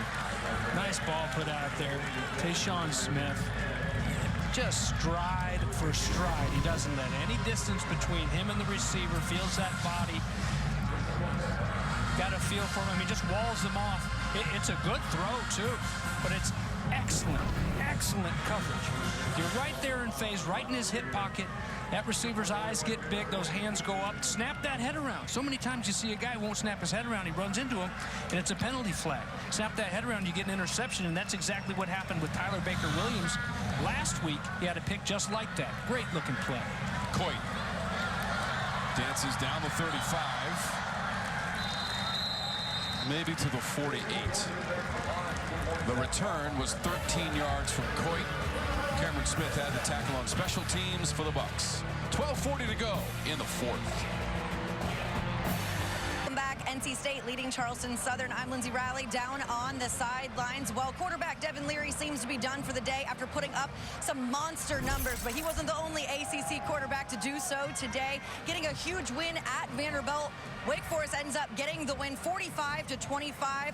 A lot of talk revolving around their quarterback, Sam Hartman, coming back from injury. Man, did he show up. Guys, he went 18 for 27, 300 yards, and 4 touchdowns. Awesome. That's great to see, Lindsay, and thank you for that update. Was glad to see ACC on top of that ACC-SEC matchup, and glad to see Wake winning it, but also was curious as to how he had done. These guys, not only great quarterbacks and teammates, but I mean, when we get a chance to sit down with them in Charlotte at ACC Media Days, just great guys, so much fun. Guys like Devin Leary and Sam Hartman. It's always a treat, one of the highlights of the summer, and was really bummed for a guy which, kept under wraps a lot of exactly what was going on with him over there in Winston-Salem, but glad that he's through it, and glad that he's back out there playing ball for Wake Forest. And and they shoot in his absence in week 1. They look pretty good without him, Tom. Win against VMI in week 1. They'll play Liberty next week, and then September 24th, a home game against the Clemson Tigers. Wake, winners of the Atlantic a season ago, James, when they played Pitt in the championship game in Charlotte, North Carolina, ending the 6-year run of the Clemson Tigers as the Atlantic champs. Coastal always a toss-up. I think a lot of people are looking at Miami perhaps this season, James. They always are at this time of the year, though. They always are. I don't know, it just came to mind. Well, no, you're right, and justifiably so. They've always got some players, but they haven't been able to finish, and they haven't lived up to expectations. Oh man, that was a pop. That comes off from Morris. That's Pudge. Still flying sideline to sideline. The one they call Pudge, Garrett Sega, the middle linebacker. And hey, Pat Narduzzi's calling me right now, James. It's like, what about us? We are the defending champs in the Coastal. True. and on top of that, they've got a big one today after the big win over West Virginia. They've got the Tennessee Volunteers coming to town. Welcome to the football game, MJ Morris. That's right, a team they beat last year. And then the following week, Pitt has Western Michigan, James. That's on the road. We did the home game. Oh, Pitt lost to Western Michigan last year, despite being the champs of the ACC. That was the old Pitt, though, right? That was back. Kenny Pickett was the quarterback, though. That's and Kenny Pickett had a down day, and it just shows. Even these stars, out there and not ready to go, and ball falls a funny way here and there, and man, it can turn into a disaster for some of these teams, and that was perfect example. There in Pittsburgh, Western Michigan comes in and just goes away with the win. Kenny Pickett was on hand for the West Virginia game, James, in Pittsburgh, where they unfurled the championship banner. The ACC. He didn't have to go far for his professional career, obviously. Same building. He didn't.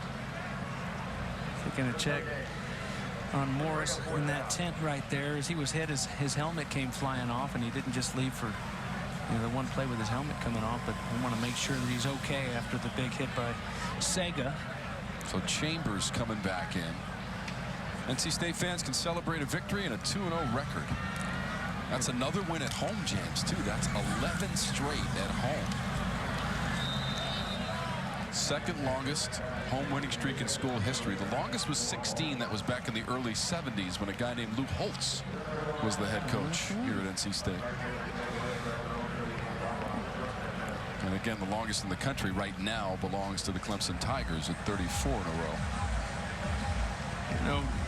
Zane Vance's defense continuing to play. I mean, the hustle plays A lot of these starters that are still out there competing, and they get a turnover on downs. And big hit by Sega. Cameron Smith on the defense right there. Not sure what they're stopping here.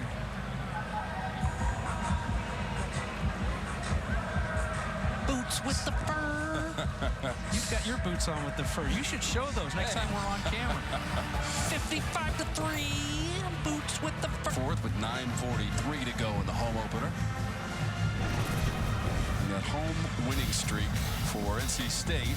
Right now it's at 10. It's got to go to 11. Here are the other teams in the nation, and way out in front, James, the Clemson Tigers, who have Furman today at home at Memorial Stadium. Yeah, so Clemson Tigers, you're probably going to mark that one up to 35. I mean, 35 straight wins at home. And I think in the 90s, you know, those Coach Spurrier days and Danny Warfel, when those Gators were playing some good ball, when we were a part of 36 straight wins at home. I think that's what the number was. And then, what did Coach say about that when you got number 36? Shoot, come to the swamp, only Gators get out alive. I guess that's what he said. He actually, on my recruiting trip, do you have to wear bug spray in the swamp, by the way? That's what Utah thought. That is true. From what I understand. It's just true. A rumor going around. No, that's a true rumor. That was kind of funny. There's some Utah fans parking at our daughter's house there by campus. She's a swimmer back at UF, and was parking some cars out. They got out and started spraying themselves with bug spray. And they're all looking at him like, what's going on? Like, well, we're going to the swamp. Don't we need bug spray? And I'm not kidding either. Normally, yes. It seems like such a made-up story, but it's the truth. As long as the meatloaf is good, everything else is good too. Sliding near midfield. And sliding in safely. Isaiah Bess got 9. So if you're NC State, James, you certainly had expectations of winning this game without question. Are you back on track per se after what happened last week and now the result this week? I think so. I think that, you know, there are still, you know, Devin Leary, you look at his numbers, like you said, he wasn't as crisp and as, you know, as perfectly sharp as we've seen him at times, but he was really, really good. And it's, you know, it's just a step forward in the right direction. All these guys getting involved and feeling like part of the, feeling like part of this victory. You know, no flag ever come there. Okay. Let me make sure. And Colby Johnson. Taking out some aggression there on the sidelines. Lucky he didn't get a flag there. But I think, you know, a few things here. You continued your streak of turnovers, I think, is huge defensively. You really played well as a defensive unit, and it's without Peyton Wilson. And yeah, you've got a ton of good linebackers, so you're going to be fine. 25 seconds. But you'll get him back. It's when they talk about it in baseball, hitting, it's infectious. It's the same with turnovers in football. It's so much fun to create turnovers and to create havoc with these offenses and to rally with your boys. And that's why these turnover chains that they no longer have down in Miami, but the turnover bone that they have here, I think it's so much fun because it's like it's such a fun thing to rally around as a team. You know, the dunk at Pittsburgh, turnovers are huge, and the fact that they kept that streak going and they kept, you know, forcing those turnovers. And today they capitalized. That was one of their goals, was to capitalize and take advantage, play complementary football when you get a turnover and make them pay, score points off of it. And here's another one right on cue, huh? Number 3 in the game for NC State.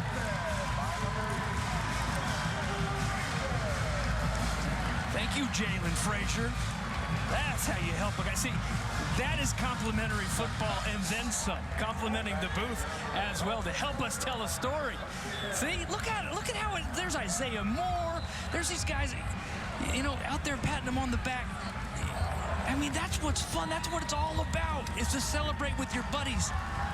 and they gave them the bone. And these are guys, too, that you know, for a large chunk, they may be contributing to this great season because there's so much depth and so much talent on the scout team.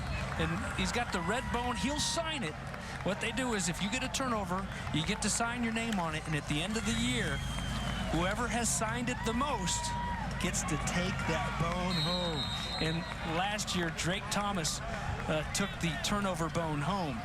But, you know, it's funny. Last week, if you remember, Tom, last week, we had Virginia, and Tony Elliott, he said something before the game, and you kind of take it for granted. He's like, you know, I want these guys to come on and off the field with some energy and stuff. And they had a turnover on downs. On fourth down, they shut them down. And they kind of just eased their way off the field, and Tony Elliott went sprinting out there to try to kind of teach them how to celebrate. I mean, that's what you celebrate about. That's why you're playing, is for those moments. And it's great to see this defense. All the starters pop up Lindsey Rally, and they rally around their buddies. It's really great to see a unit, isn't it? Is it fun down there? It absolutely is. As you said, Drake Thomas won the bone last year. I spoke with Drake earlier this week, and he told me their defense really takes pride in bringing out the turnover bone, mainly because they want to get the ball back to their offense to put more points on the board. He said, we got to do our job so they can do theirs. Right, Batesy? Yeah, and then they do theirs, and that's the thing, too. Last week, Lindsey, they had 2 turnovers and 0 points off of those turnovers. That's when you really put a hurting on a team, when you can turn it over and then make them pay, just like this right here. NC State already has 10 points off of the 2 previous turnovers, and that play went for 26 yards.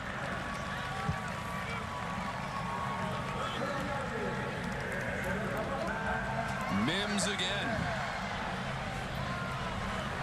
But Mims has gotten a lot of action back there, and he's been running hard. Excellent day for Delbert Mims, sophomore from Indianapolis.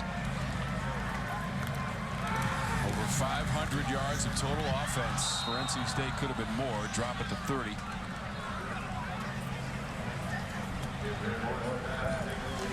So we're just under 6 minutes to go in the fourth. We can also tell you that Miami posted a victory over Southern Miss, James. We mentioned the Wake Forest win. Both of those teams are ranked. Miami's 15, Wake Forest 23rd in the country. Duke goes on the road, beats Northwestern, James, and North Carolina at Georgia State. Tar Heels are 3-0 with a 35-28 win. Yeah, how about Mike Elko, the head coach at Duke? Yeah. New sheriff in town, and they're playing with some pop. One of the 4 new head coaches in the league this year. Taking over for David Cutcliffe. Class personified, the way he built that program up. And now Elko trying to continue the tradition at Duke with a couple of wins to start the year. Are the Noles off today? Is that right? Florida State, yeah, because they played week 0. Wow, what a win for them. And well, the LSU blocked extra point to win that game. In their most recent game, they beat Duquesne in week 0. They're off, and then they travel to Louisville for a game this coming week. That would be on a Friday night. And they get Louisville off of their win. Louisville had a great win yesterday against UCF after losing to Syracuse in the first week of the season. They got dominated at the Dome, so it's going to be an awesome season, James, in the ACC. I mean, there's so much to talk about, so many teams with so much promise. Who knows who'll be in Charlotte in early December for that ACC championship game, Bank of America Stadium. Pitt, the defending champ.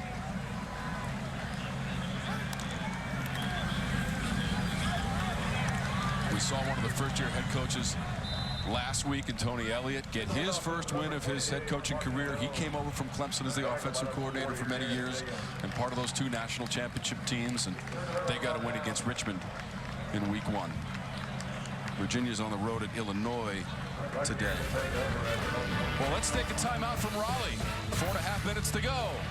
Towards now, time for He's Built Tough, brought to you by Wrangler. It's Devin Leary. Who else would it be? Here comes Wrangler, and he's one tough customer. There used to be, that was the jingle for the commercial in the 80s. And Devin Leary is without a doubt one tough customer and a great leader. They love him around here. He just oozes with confidence. His confidence is infectious, and these guys love him, and he's such an incredible leader to everybody on this team. You know, Sumo coming in, the new running back. It's, you know, trying to kind of, after last year playing just as a special teams guy, hey, look, you need to learn this offense, helping the young guys, helping the guys that have been there forever. Devin Leary, so special to this offense, led by offensive coordinator Tim Beck, and he's got a lot of weapons to spread it around to, and they did just that today. And I believe 12 different receivers catching balls between him and Jack today. And he gets the toughness vote anytime out there, especially with that first touchdown run, twisting and turning, taking a couple shots and diving into the end zone for the first touchdown of the day.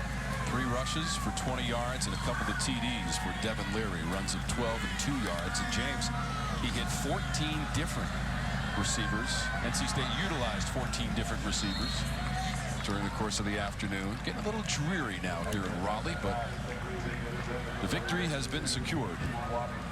Perhaps the work was done after the first quarter, as NC State had a halftime lead of 38-0, led 10-0 after the first quarter, then went out to the 38-0 lead. A lone field goal of 48 yards for Charleston Southern, their only points.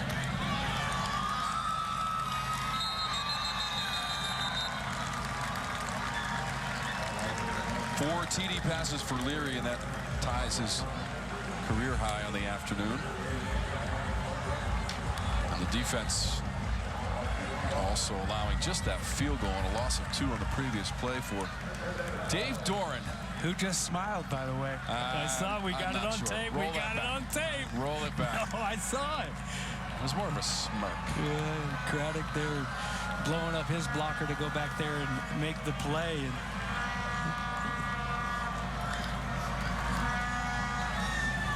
in all honesty, James,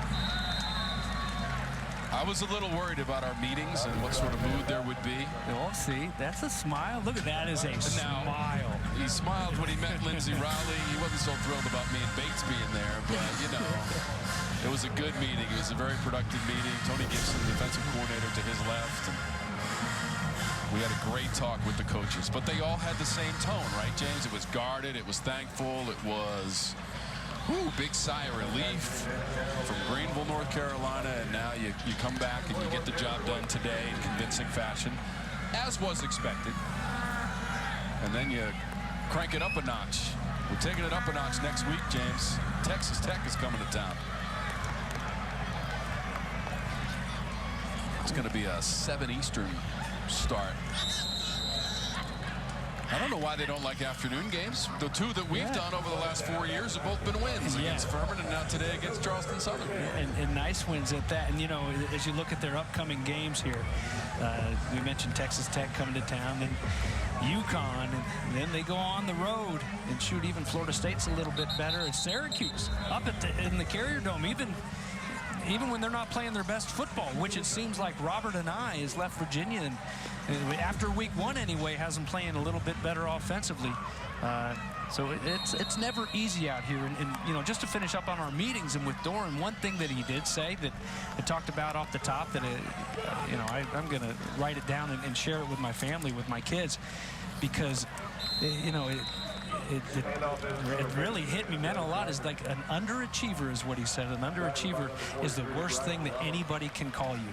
And, you know, and to not go out there and to use the talents that you're blessed with, you know, and to go out there and to just kind of go through the motions when you have talents, and not just on the football field, but in life, is it's really interesting. I like that quote, and I'm gonna have to pass it along to the Bates kids and let them know I want them to be their best at all times. Well, we know our production crew overachieves each and every week, here hours before the start of the game, hours after the game, and might have to contend with a little bit of drizzle moving into the area all of a sudden, James. Some gray clouds, pewter gray skies rolling in to the Raleigh area.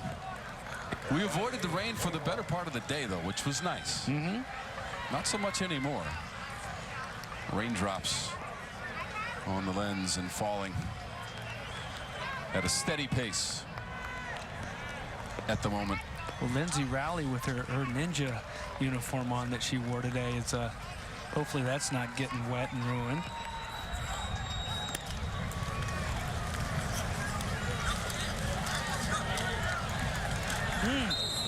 Hit at the end of the play there, James. Nice pop right as he's going out of bounds, and you know it is good to see, you know, both sides of the ball in this second half. This Charleston Southern team, Coach Denson's squad, yeah, licking your wounds going back after a 55-3 loss is what it looks like it'll end with. But they continued to fight. It may not have always meant success, but they didn't fold up the tent and just let this NC State offense run through them in the second half. Not sure what's going on down there right now.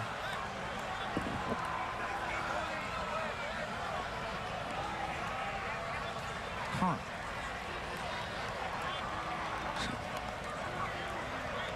Something with substitution. But there we go. They just needed an extra guy to get in there and block.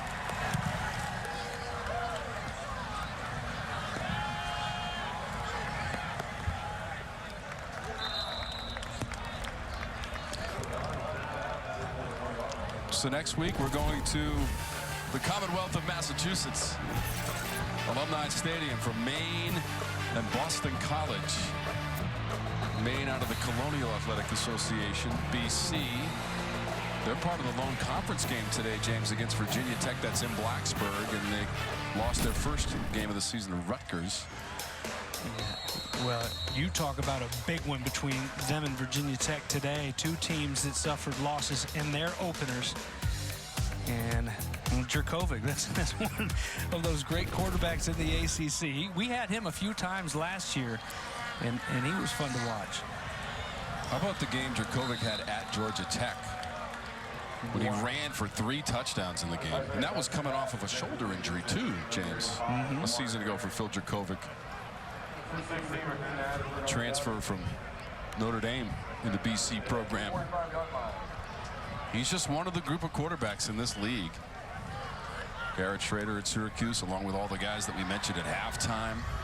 Brennan Armstrong, Devin Leary here at NC State, Tyler Van Dyke at Miami, Jerkovic at BC. Keaton Slovis, the transfer for Pittsburgh. Yeah. I mean, Sam Hartman coming back today. We could do a whole show on this. We haven't done enough TV today? Past 4 o'clock on the East Coast? We kind of have in the second half a little bit, maybe. You know. What about Drake May? Freshman quarterback for North Carolina. And they got a win today, 35-28 at Georgia State. So Autry Denson's team, it was an uphill climb all the way. But they're not afraid of the big-time competition, as we told you, playing Georgia and ECU last season. And they'll gain some good reps and experience from this one as they continue on in their season in the Big South. For the Buccaneers from North Charleston, South Carolina at Charleston Southern.